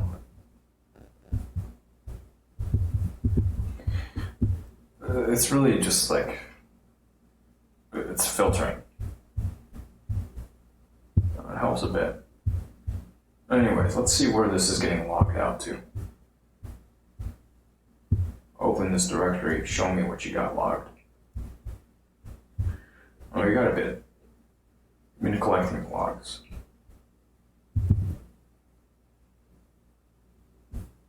Definitely got some good data here.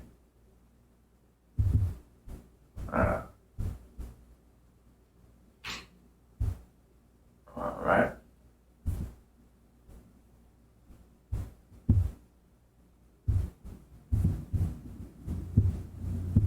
Oh, just checking this. I want this stuff getting pushed out. I want this stuff. This is gold. It's all very important. Losing this stuff would be a shame.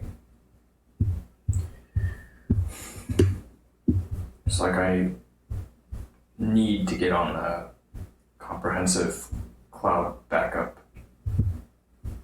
I need to make sure I've got my data duplicated somewhere. You know, in the highly unlikely event that there's a fire here,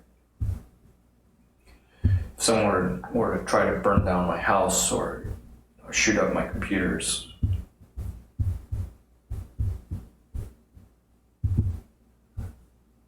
it's important I have this stuff. Never know when it might come in handy.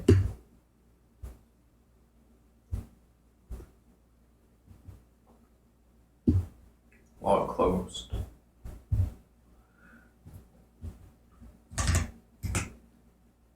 Okay.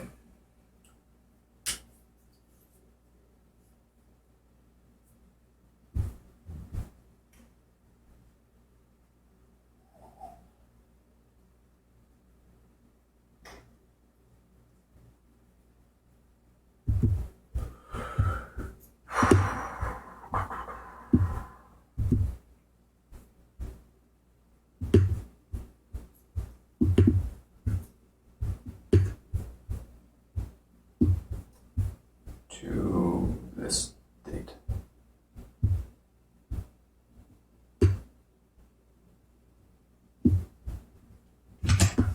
Nice, and it's got a time zone. It captures time zones and everything. That's great.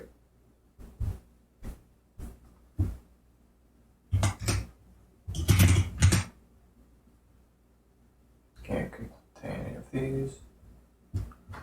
That's cool. What did I have in there? I have this. Yeah, there are no legal characters. Cool. So let's start writing out to a different directory. We're going to start writing our logs elsewhere. We're going to move this folder. Change this from the default out to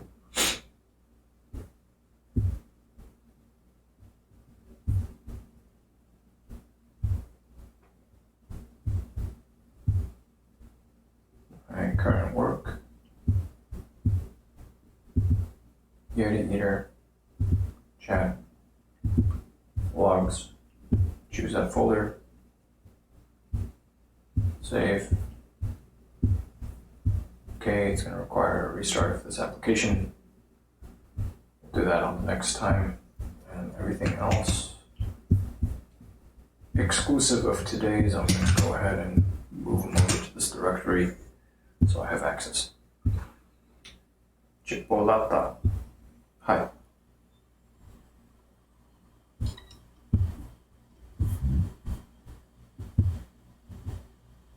You've been here before.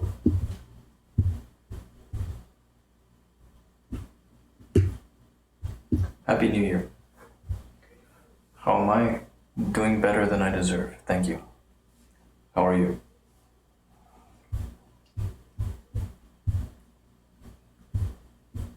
It's been a while. Fine.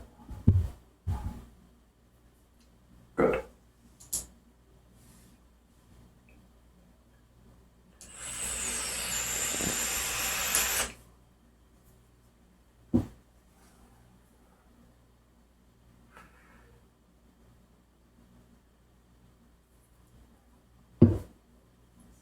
Good.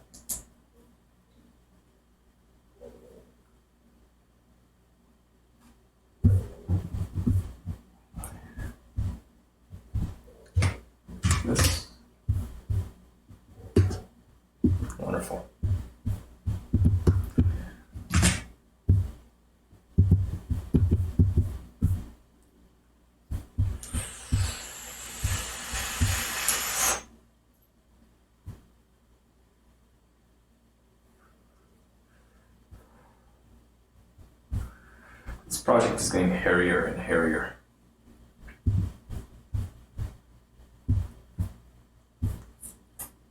Like, it's nasty. There's some stuff that's straight lost. Well, it might not be straight lost. It's probably captured on YouTube.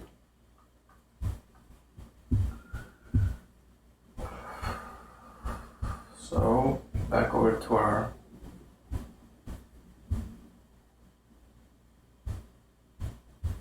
I'm gonna say this is done. Get this out of my hair.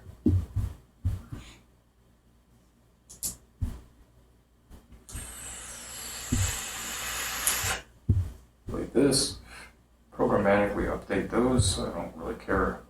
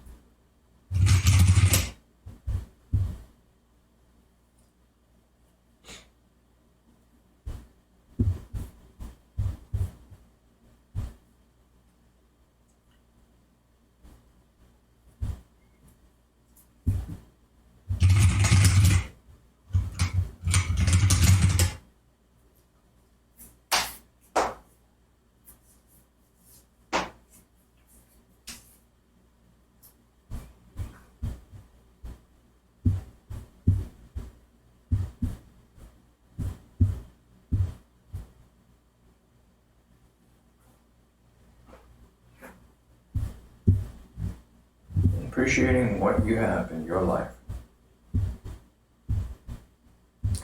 It's pretty important. Some would say it's a very, very important thing. I do that every day.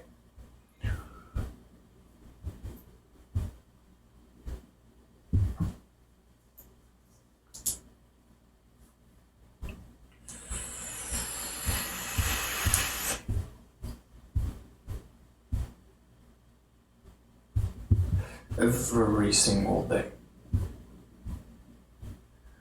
Be grateful for what you have.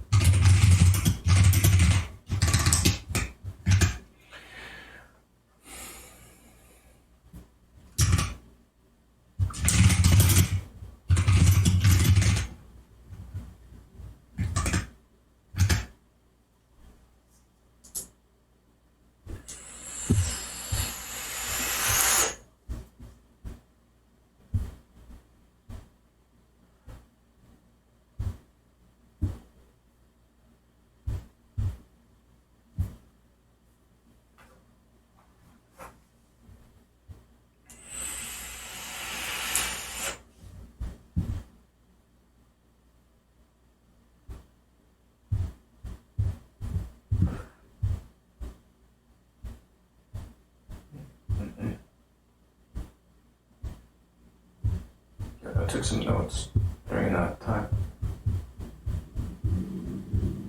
Whoops. Good.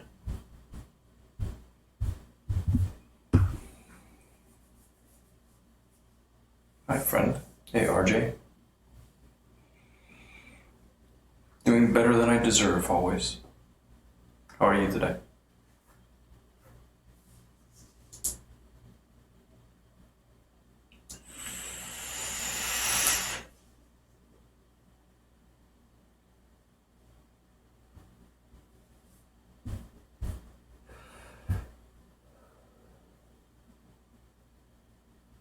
There's that wig on your lap. Not a wig.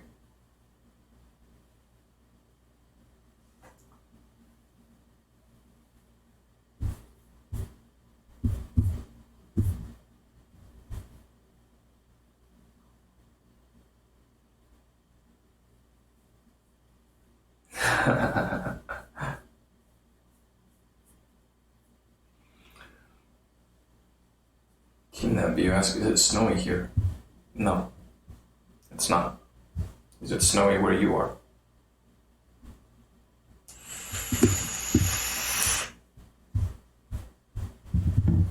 So welcome. Looks like it's your first time in the chat.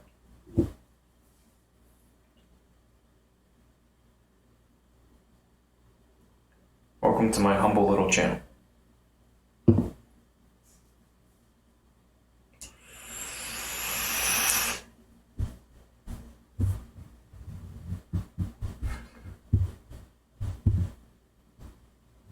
Wow, I have all of this open too. Holy crap. A lot of stuff. Yeah, that's all finished.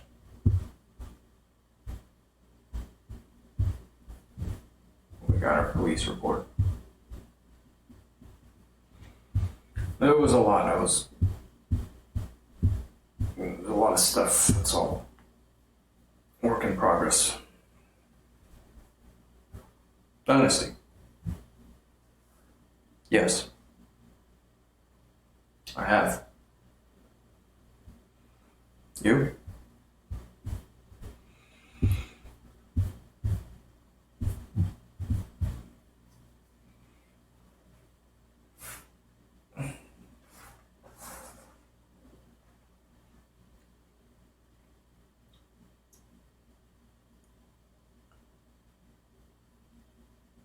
I'm gonna start growing my channels. Like coming up in the not too distant future, I'm gonna start growing them. Suddenness, a volcano is erupting in the Philippines, really?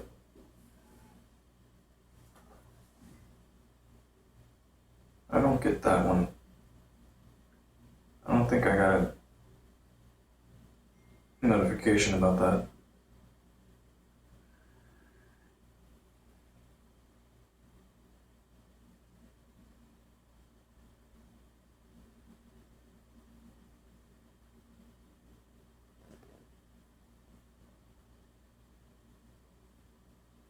Hey, RJ. Liberosis, hey.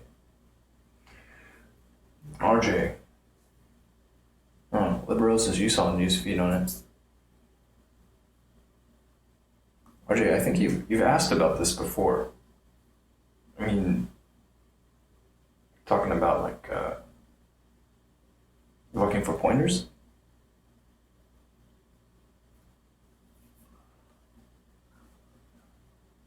And instructions? Because I could direct you over to some avenues that may be worth exploring. Okay. Alright. So, there's a book. I'm gonna hop over here, do a quick search. There's a book. You know, I read these book summaries from time to time. This one was written by something or other. I don't see the name. Anyways, the book's called She Comes First, The Thinking Man's Guide to Pleasuring a Woman. Oh, here we go. Ian Kerner. That's the author's name. And you may be able to find this at your local library. But I also read a book summary on this. You can find that on my YouTube channel. There you go, 1.3K views. Viewed a few times. And if you like to buy books online, Amazon, you support my channel when you shop through YetiEater.com/Amazon. But it's worth checking out. You might learn a thing or two.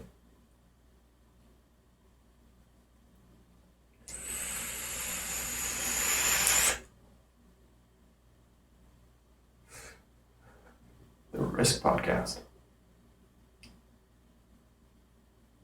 Like ice cream, huh?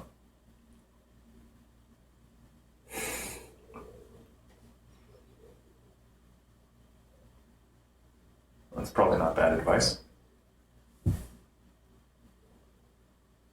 There's this young man walking a dog outside. He's got a camera hanging around his neck.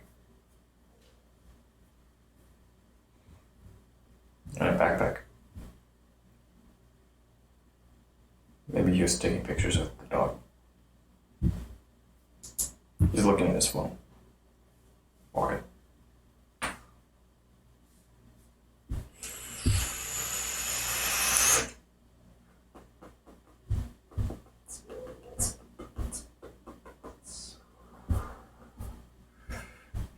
Not above the fold, but it's something.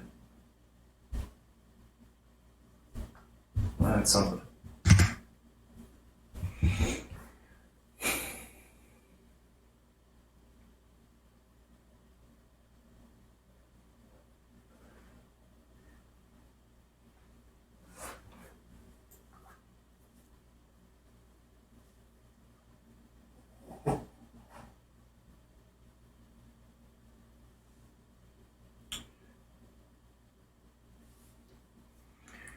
How do I like to?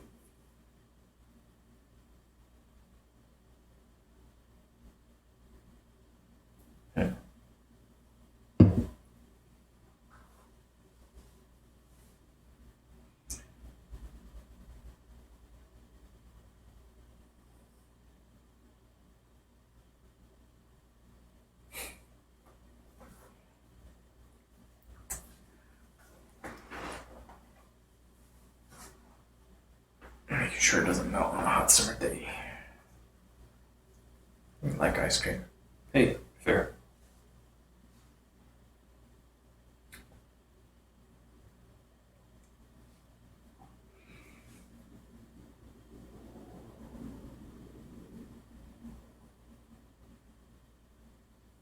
First you gotta smell. If it doesn't smell good, don't eat it.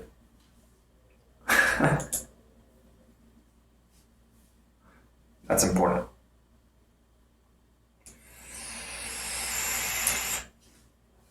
Dynasty. I haven't decided. I've had some questions from folks related to that announcement. And I've had a couple of people subscribe at this point. So I'm just thinking about it. But, I'll probably start by polling the folks that have subscribed. So like, okay, what's going to keep you here? And I imagine we're going to stick to things of a broader interest.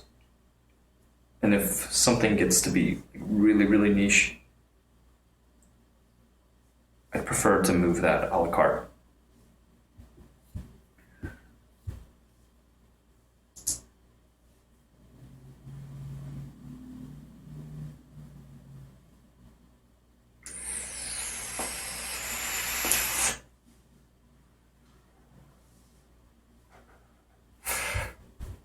Hold on. profile indicates you're a 32-year-old man.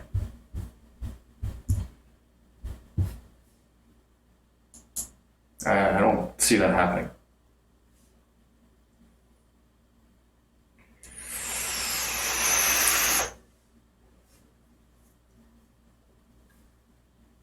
It's not personal.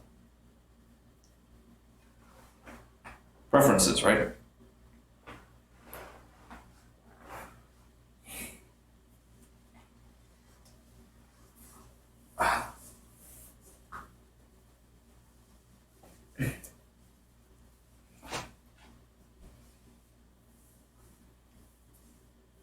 Fine, I'm a 20-year-old male.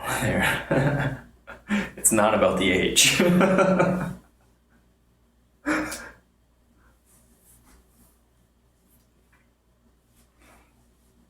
Not what it is.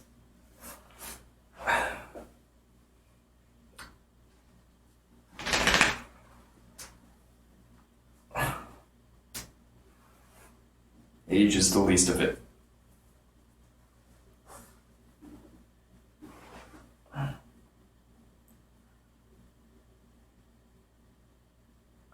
But as I'm getting older, I'm finding that stretching is really useful. It's important.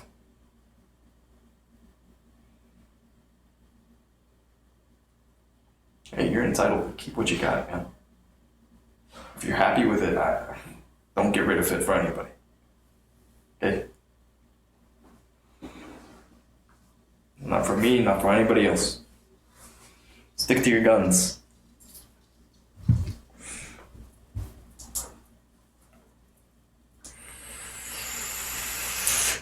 I would never ask you to shove that. Some people make that choice. Is that I'm through with this. See what things are like on the other side. Come. Come here.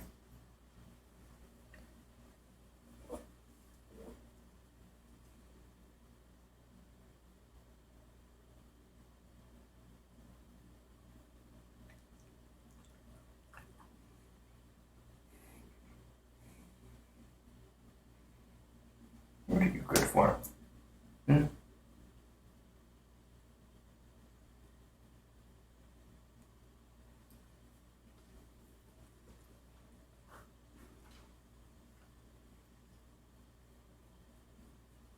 You'd be happy with mine. I'd be happy if I could. No, not happy if I could. I would like to get this project underway. The male enhancement project. You know, there's some steps ahead of that. I'm content to wait. I want to know if there's demand. If there's demand, then I want to fill it. Otherwise, I'll just keep working with what I've got. It's good enough to do work. And RJ? Well, I mean, not particularly.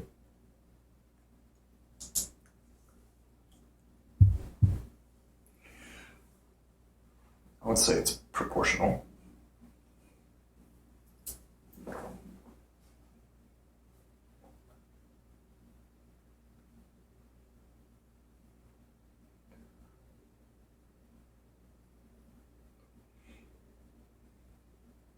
It's not something that I focus on, you know? It's one of those things, like, I know that if I do squats, I get stronger. And that's it. Do squats. Tap it. You wish.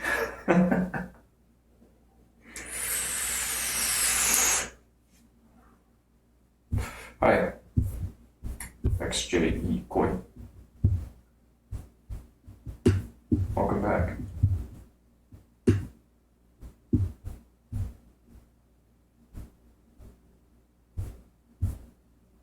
Most of our communication thus far has been limited to hi, sup, hi, hey. Happy New Year. Oh wait, not even Happy New Year. You were here yesterday. Welcome back.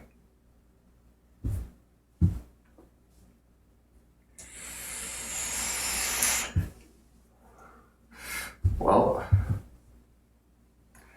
when you wish upon a star,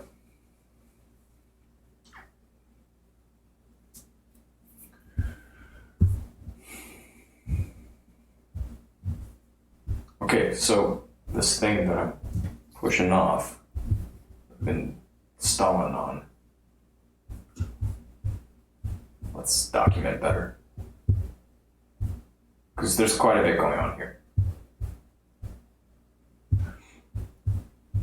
This is a project and a half for me. A competent programmer could probably knock this out like this, but I never claimed to be a competent programmer. At best, I dabble.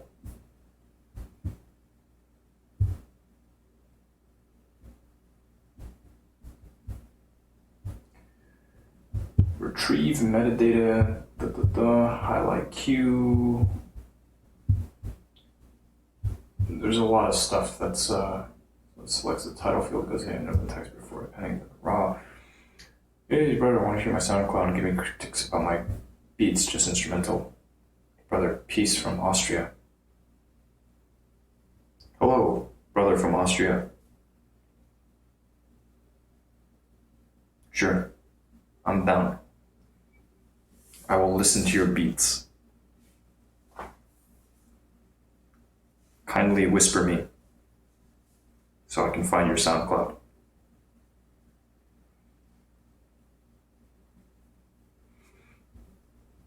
Rip.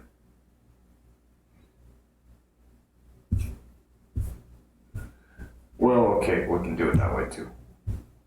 Copy link address. Sorry, my Nightbot is, he's a dick. It is a dick. Oh, sorry. Nightbot is an asshole.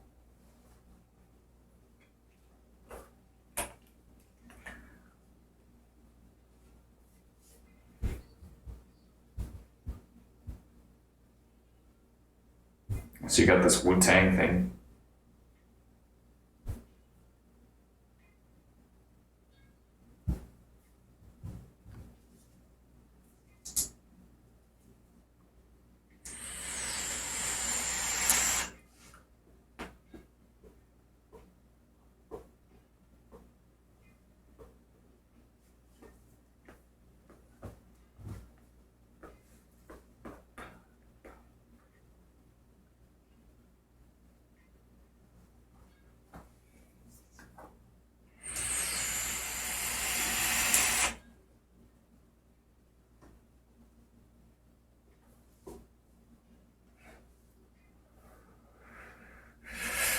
Sample Biggie.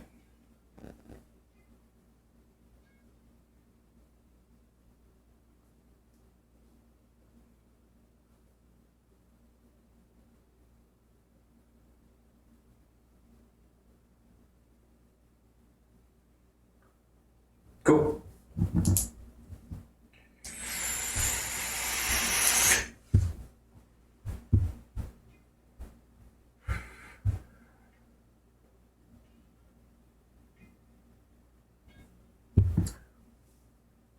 Simple, good. I like it.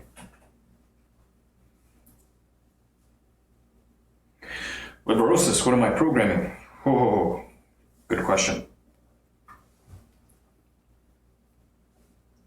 Thank you for not sending a dick pic.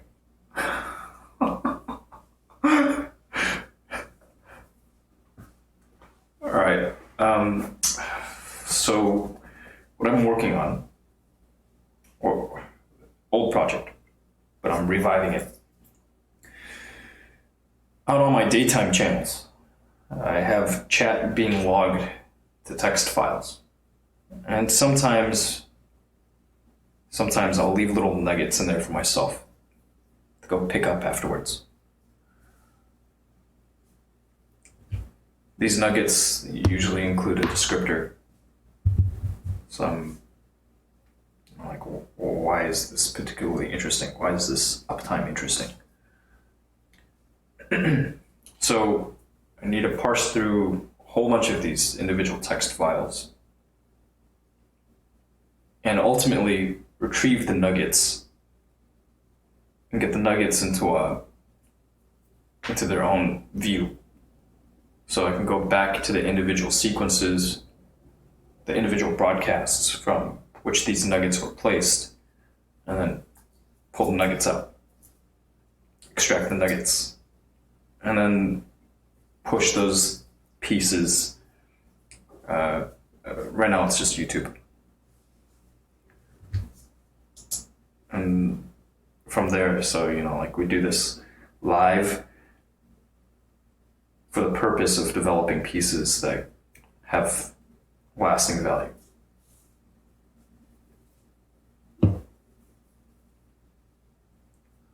Don't all programmers do that. And someone else looks at the program, they understand. Yeah. But in this case, the problem is trying to retrieve the useful bits out of this long form broadcast that can go on for hours on hours on hours. And just pulling out the highlights. So it's a fairly simple problem. We more or less got it. A working solution. And from there, it's just going to be like cleaning this up and polishing.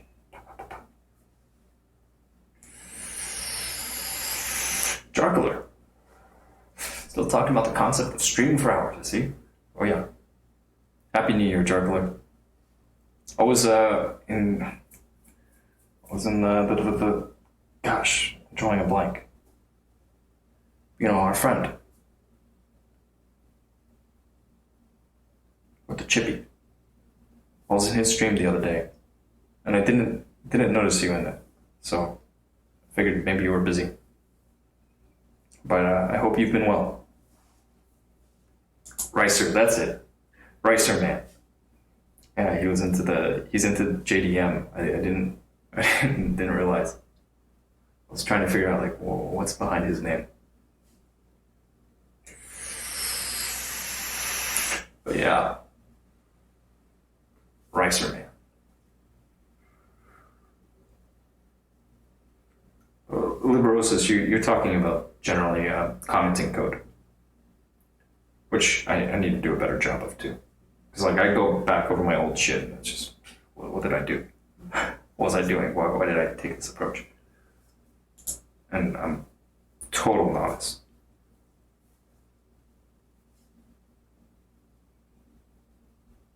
What's been keeping you busy, Druckler? Any resolutions?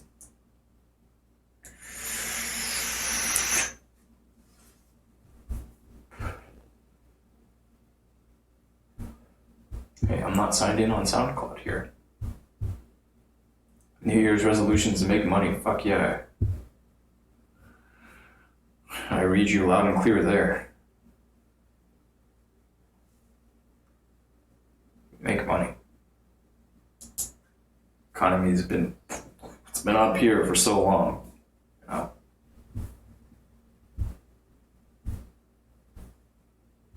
Oh shit, let's make some money.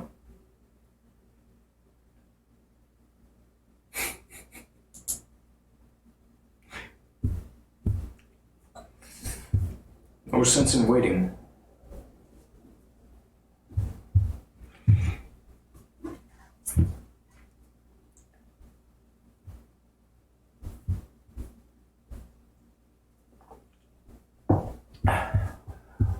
So, where are we with this project? I close out of everything. Great. A little bit of time. Okay, I'm prepared to invest a little bit of time.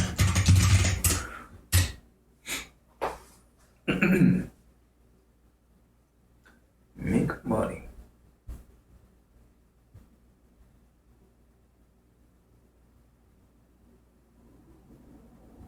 Nothing wrong with that.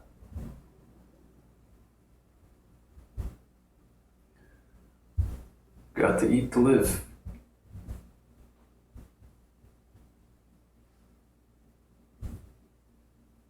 Yeah, that old saying.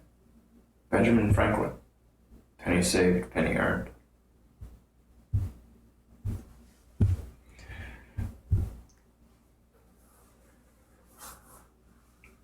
But yeah. Hey, you notice the difference? You used to always give me shit about it.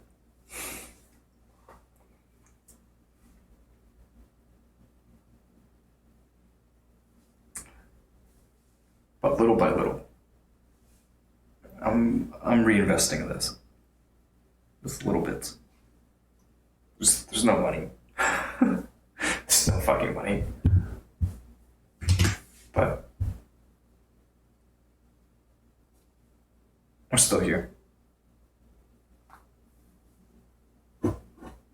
Drawing blank. I don't know. How can I demonstrate?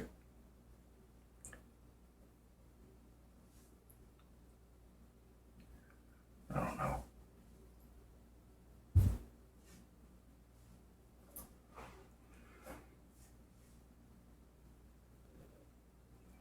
No, it's nothing to do with my hair. No, that's constantly in flux. Oh, here. I got you. We're gonna do what's this game? Charades.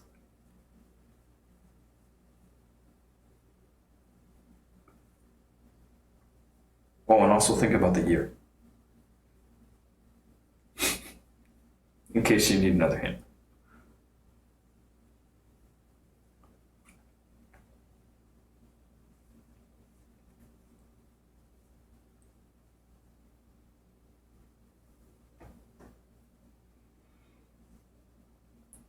Ah. Oh, I can see clearly now.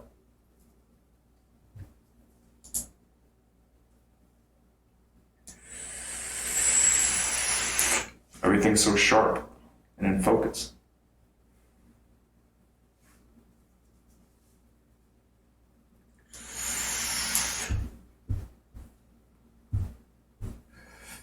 Oh, you probably already saw things when I was...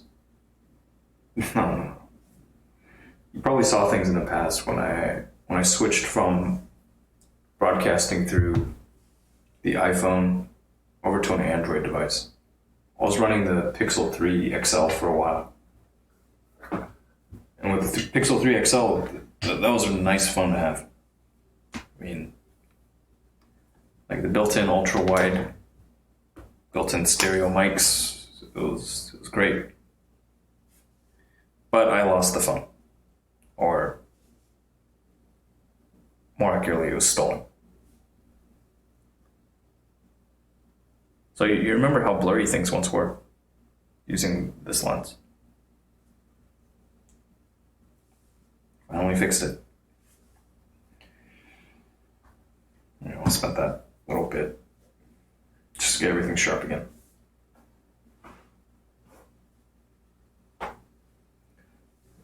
You thought I was using a desktop cam? Nah. I've got webcams set up here. Pop. But they're going through my workstation, and right now I've got the workstation doing hardly anything. It's just logging chat. Just chilling. Yeah, the cell phones, they have really, really good cameras compared to most webcams.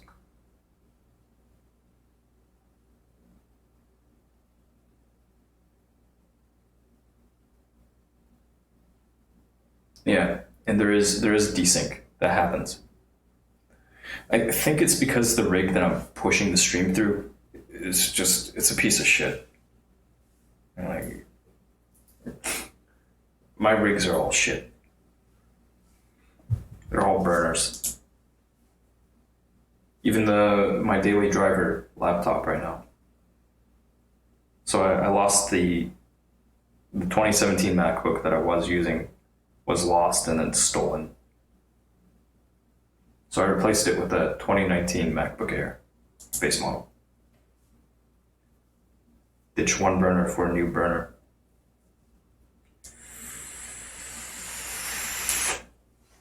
Mac. It just works, man.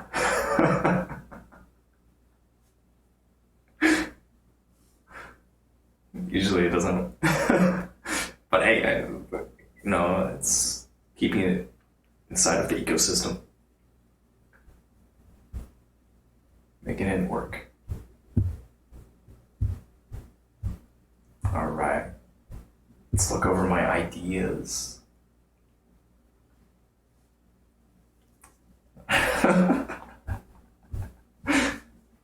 I still have it. Is there any way I can see your feet? Of course there's a way you can see my feet. There's nothing wrong with showing feet.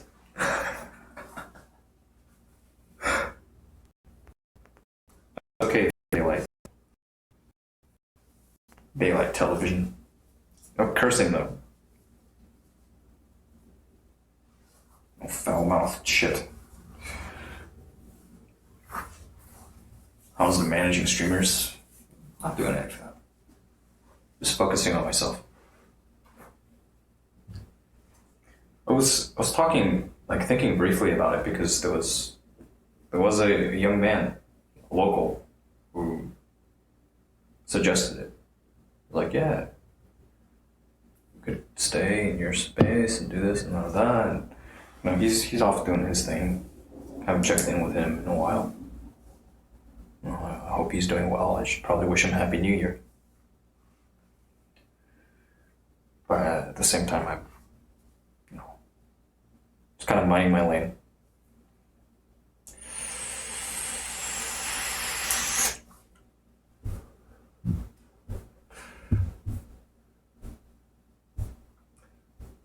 Of course, there's been some other stuff.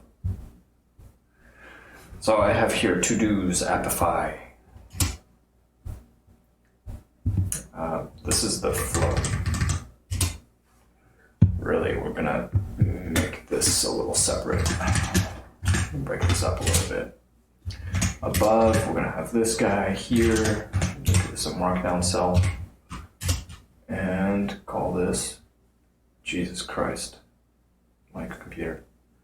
So did I make any money in porn, or did I drop that as well? I'm actually going out to LA next month. I'm going out there again. Gonna go shoot some more, but this time I'll be directing as well. Oh, so if you have any ideas, story ideas, fantasies that you'd like to see come to life, inbox me.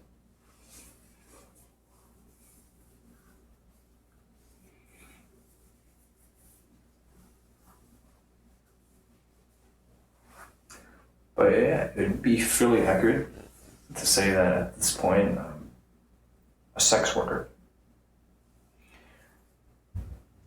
To do, well,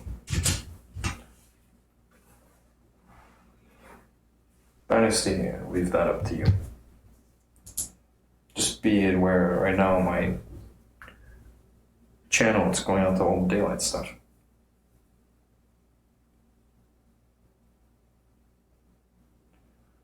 So unless it was, probably not going to pull plugs for nothing. Sex worker. Yeah. Sex worker. It's accurate.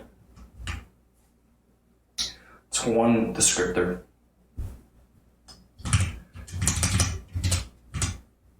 Let's see if all this is working. How about delivery boy fantasy? Hey, I'll put that on the list. That's not too difficult to shoot within the confines, within the budget.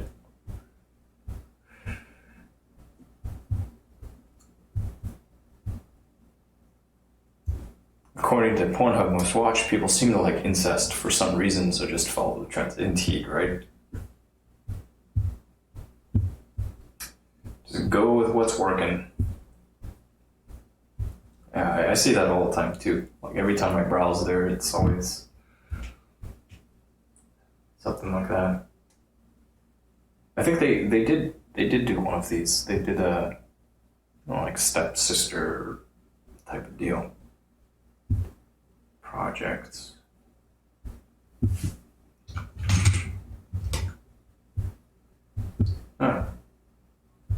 Content ideas.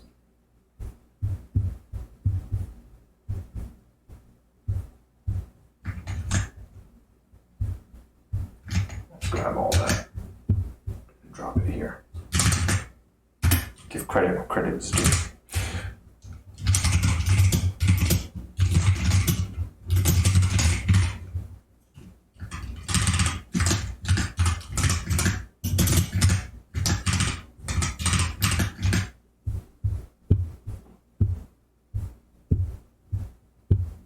All right, cool. Noted.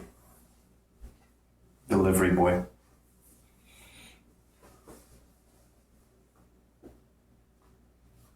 Doctor, lawyer, engineer.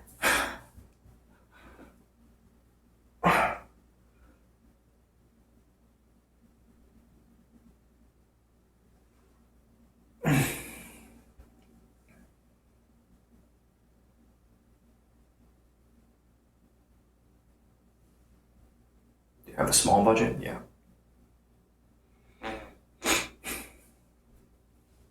Small budget.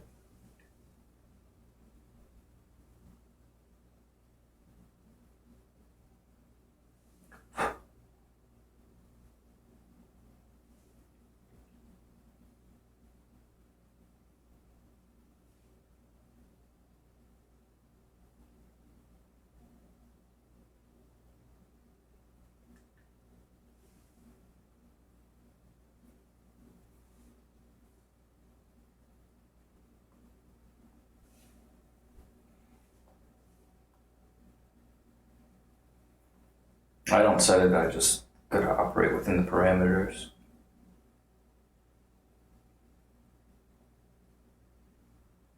You know, it's something. It's a little something. I could put my name on it.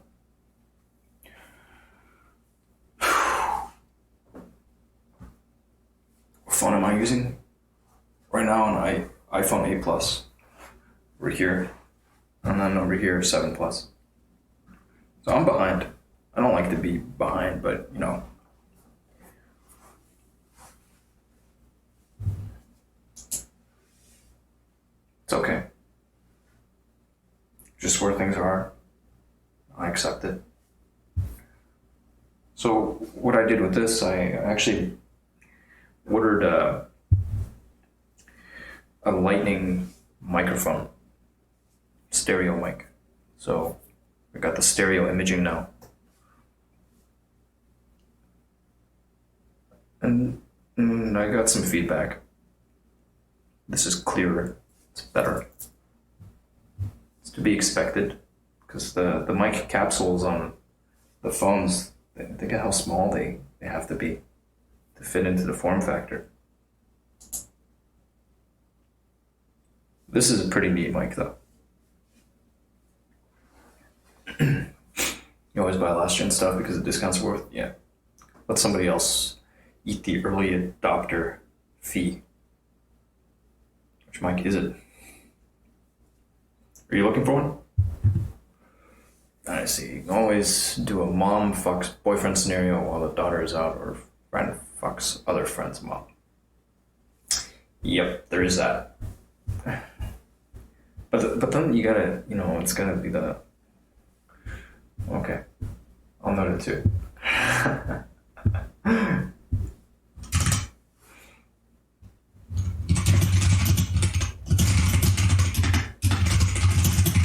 Age play.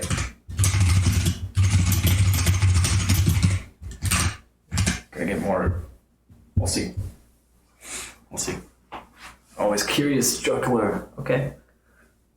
So this one is, the one I'm using right now is Zoom IQ7. I picked mine up gently used. But if you happen to buy it on Amazon, YetiEater.com/Amazon, you'll pay the same great prices. And you support my channel in the process. Zoom is a good brand. Yep. I went through an article talking about mics for use with iOS devices. I chose this one. I was intrigued by this mid-side. There's other stuff out there. And who knows, I might eventually go pick up a different mic too. One of those, like a shotgun style. I didn't know your brother shot. That he did video. That's cool, man. Is he a hobbyist or?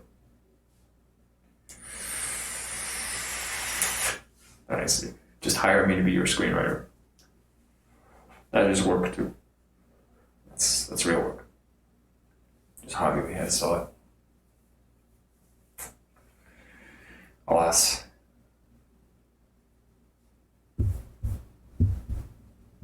I too am curious. I may have come across this one. Oh, yeah, okay. Yeah. Right. Yeah, I've seen this in use in people's videos. Like they'll walk around and they use this voice recorder. XY.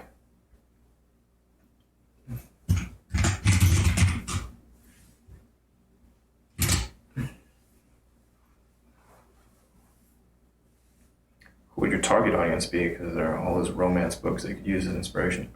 No doubt.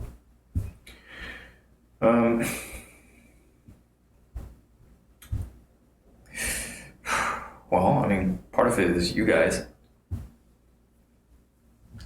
Right? Because I gotta focus on who I can hit. There's, I get a fee, but I'd like to also build up some residuals by selling subscriptions. Yeah, exactly. That's true. I could do that. But asking for feedback is fun. It's good.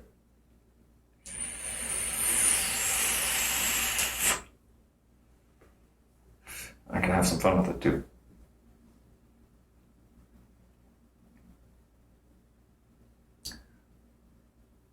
But it's, it's stuff of interest to their existing audience, and then you can bring on some new subscribers. That's good too.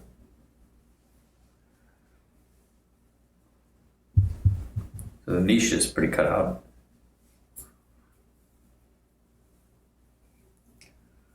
Should do a survey monkey, find out what people want, right? That's a good idea. Get some qualitative data. In order to do a good job of that, I really want to begin collecting more emails. It's something that keeps coming up. Like, damn, should always be collecting email addresses.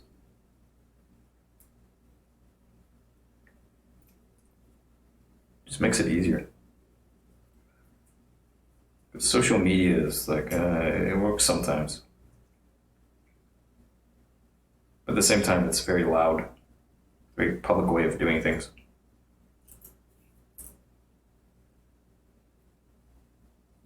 Emails are nice.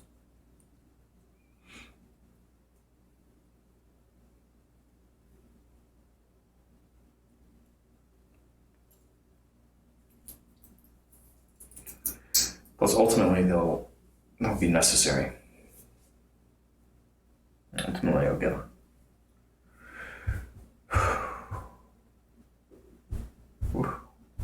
I'm hungry.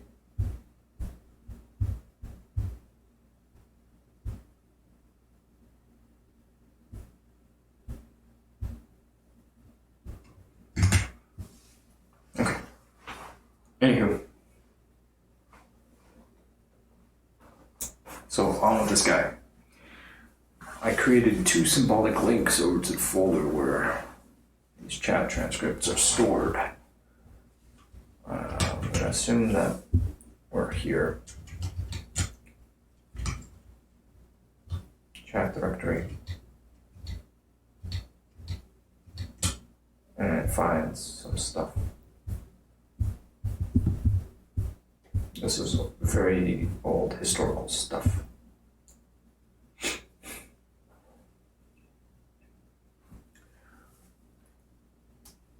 We want to hit the newest stuff.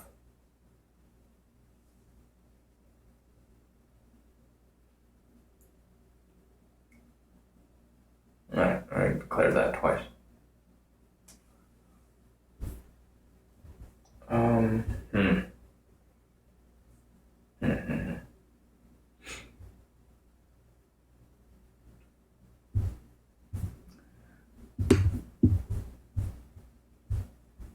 For now, I'll probably drill down into this.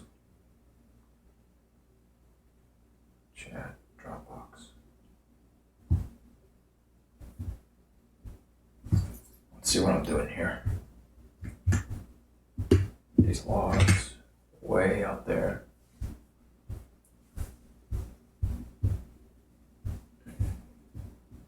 Documents. And okay.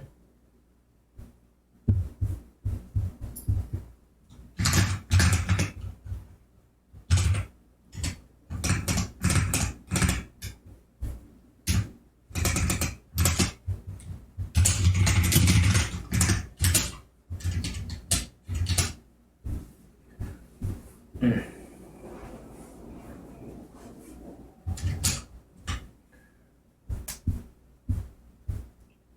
can only look back so far.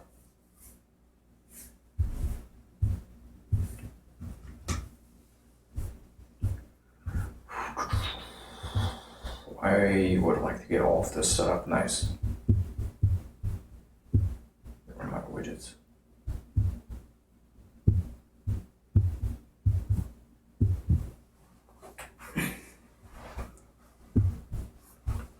And so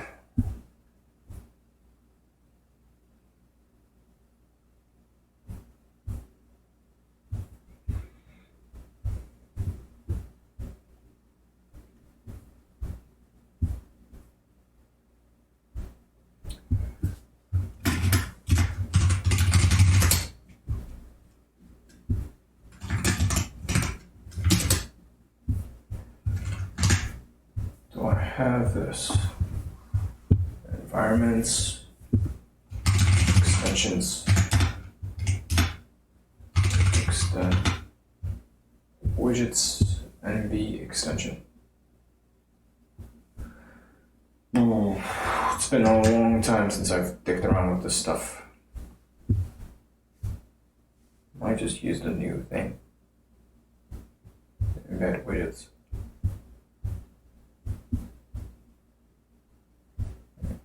Don't really have any here. And it's okay. Not necessary. So, to do... Before we get to that...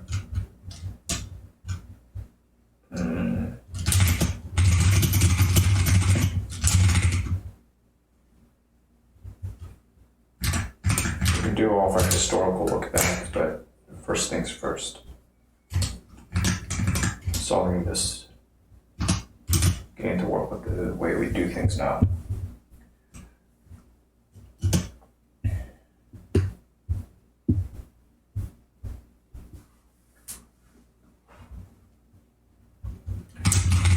Initial logs.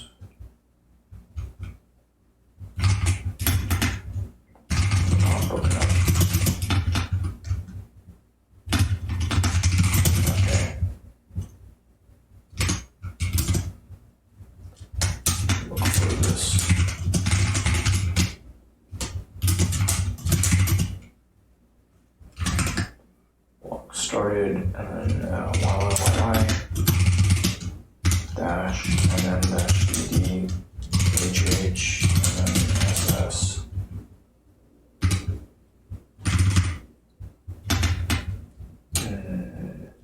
RR,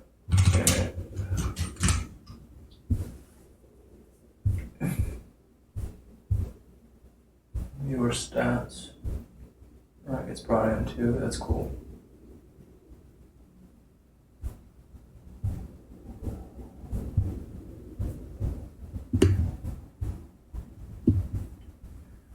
And there's log closed. Same.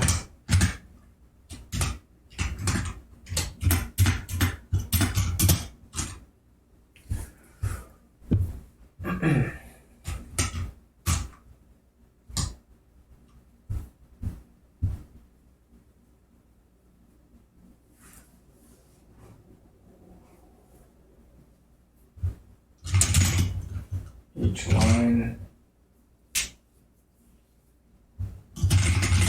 starts with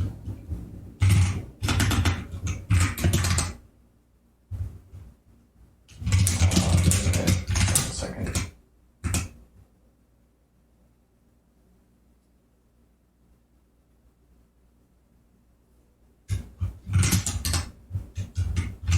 Username.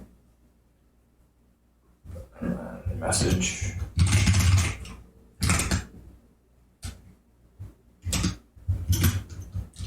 Usernames may have modifiers.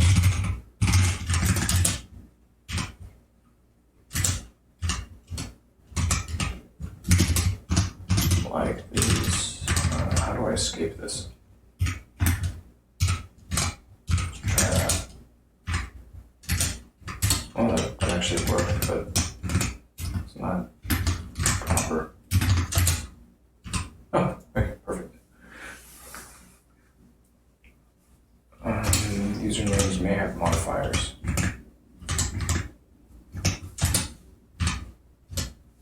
I may need to escape this character, and this character, and this character. Oh no.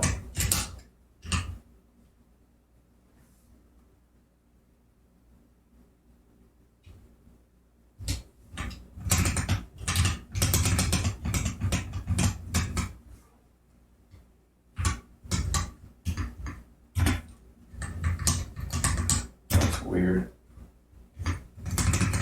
Anyways, mark it down. Usernames may have modifiers like @ and then carrots and plus.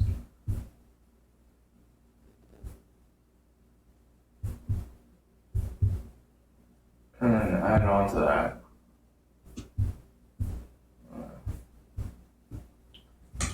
some special ones. Ones for that.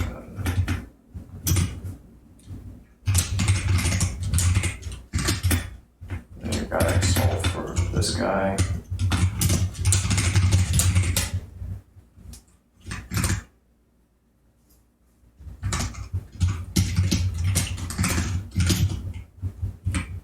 Chat platform. Followed by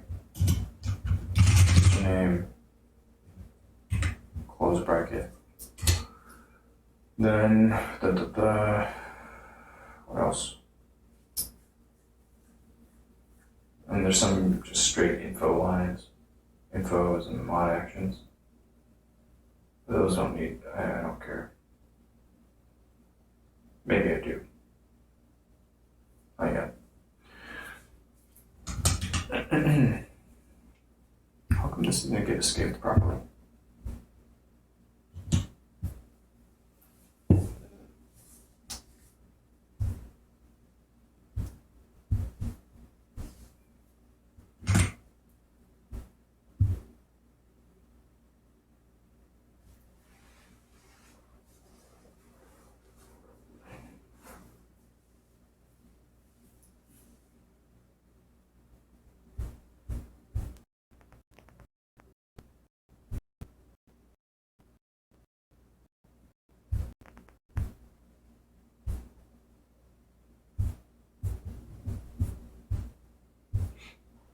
Wow.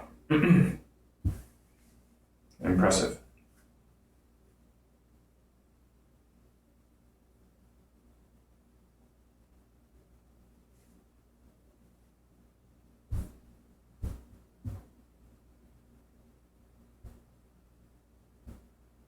Jesus Christ. That's really impressive too. I'm just watching this tick up.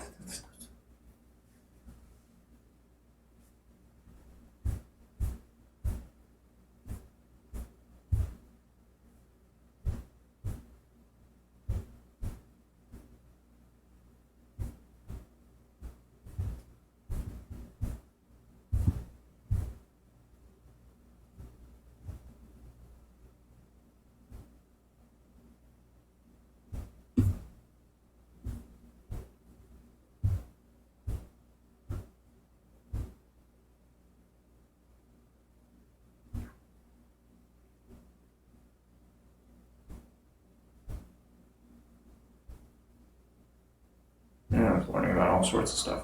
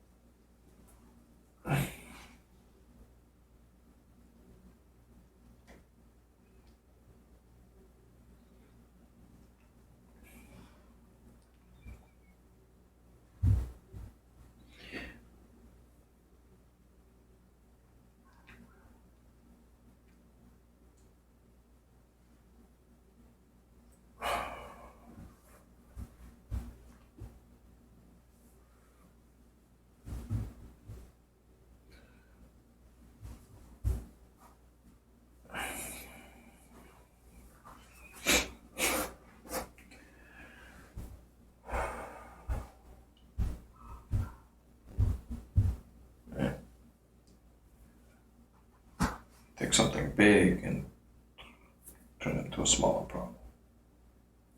Try to make things reusable, portable.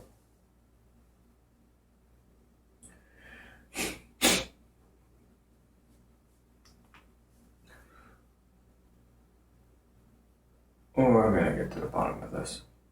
And then the other thing.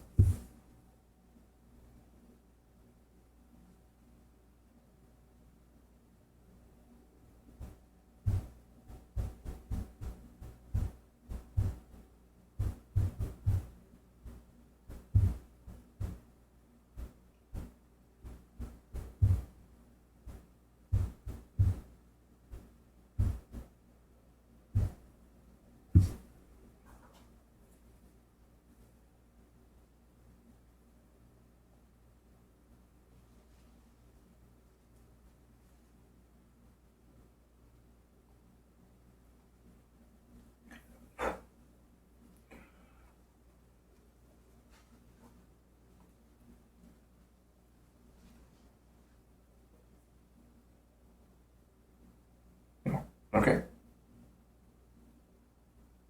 I'm done. That's a him. Okay, that's more like it. Cool. Cool. Alright, world.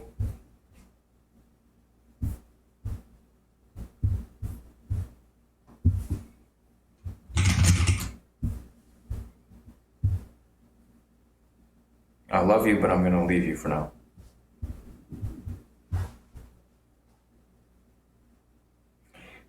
It's not permanent. Be good out there. For now, take care.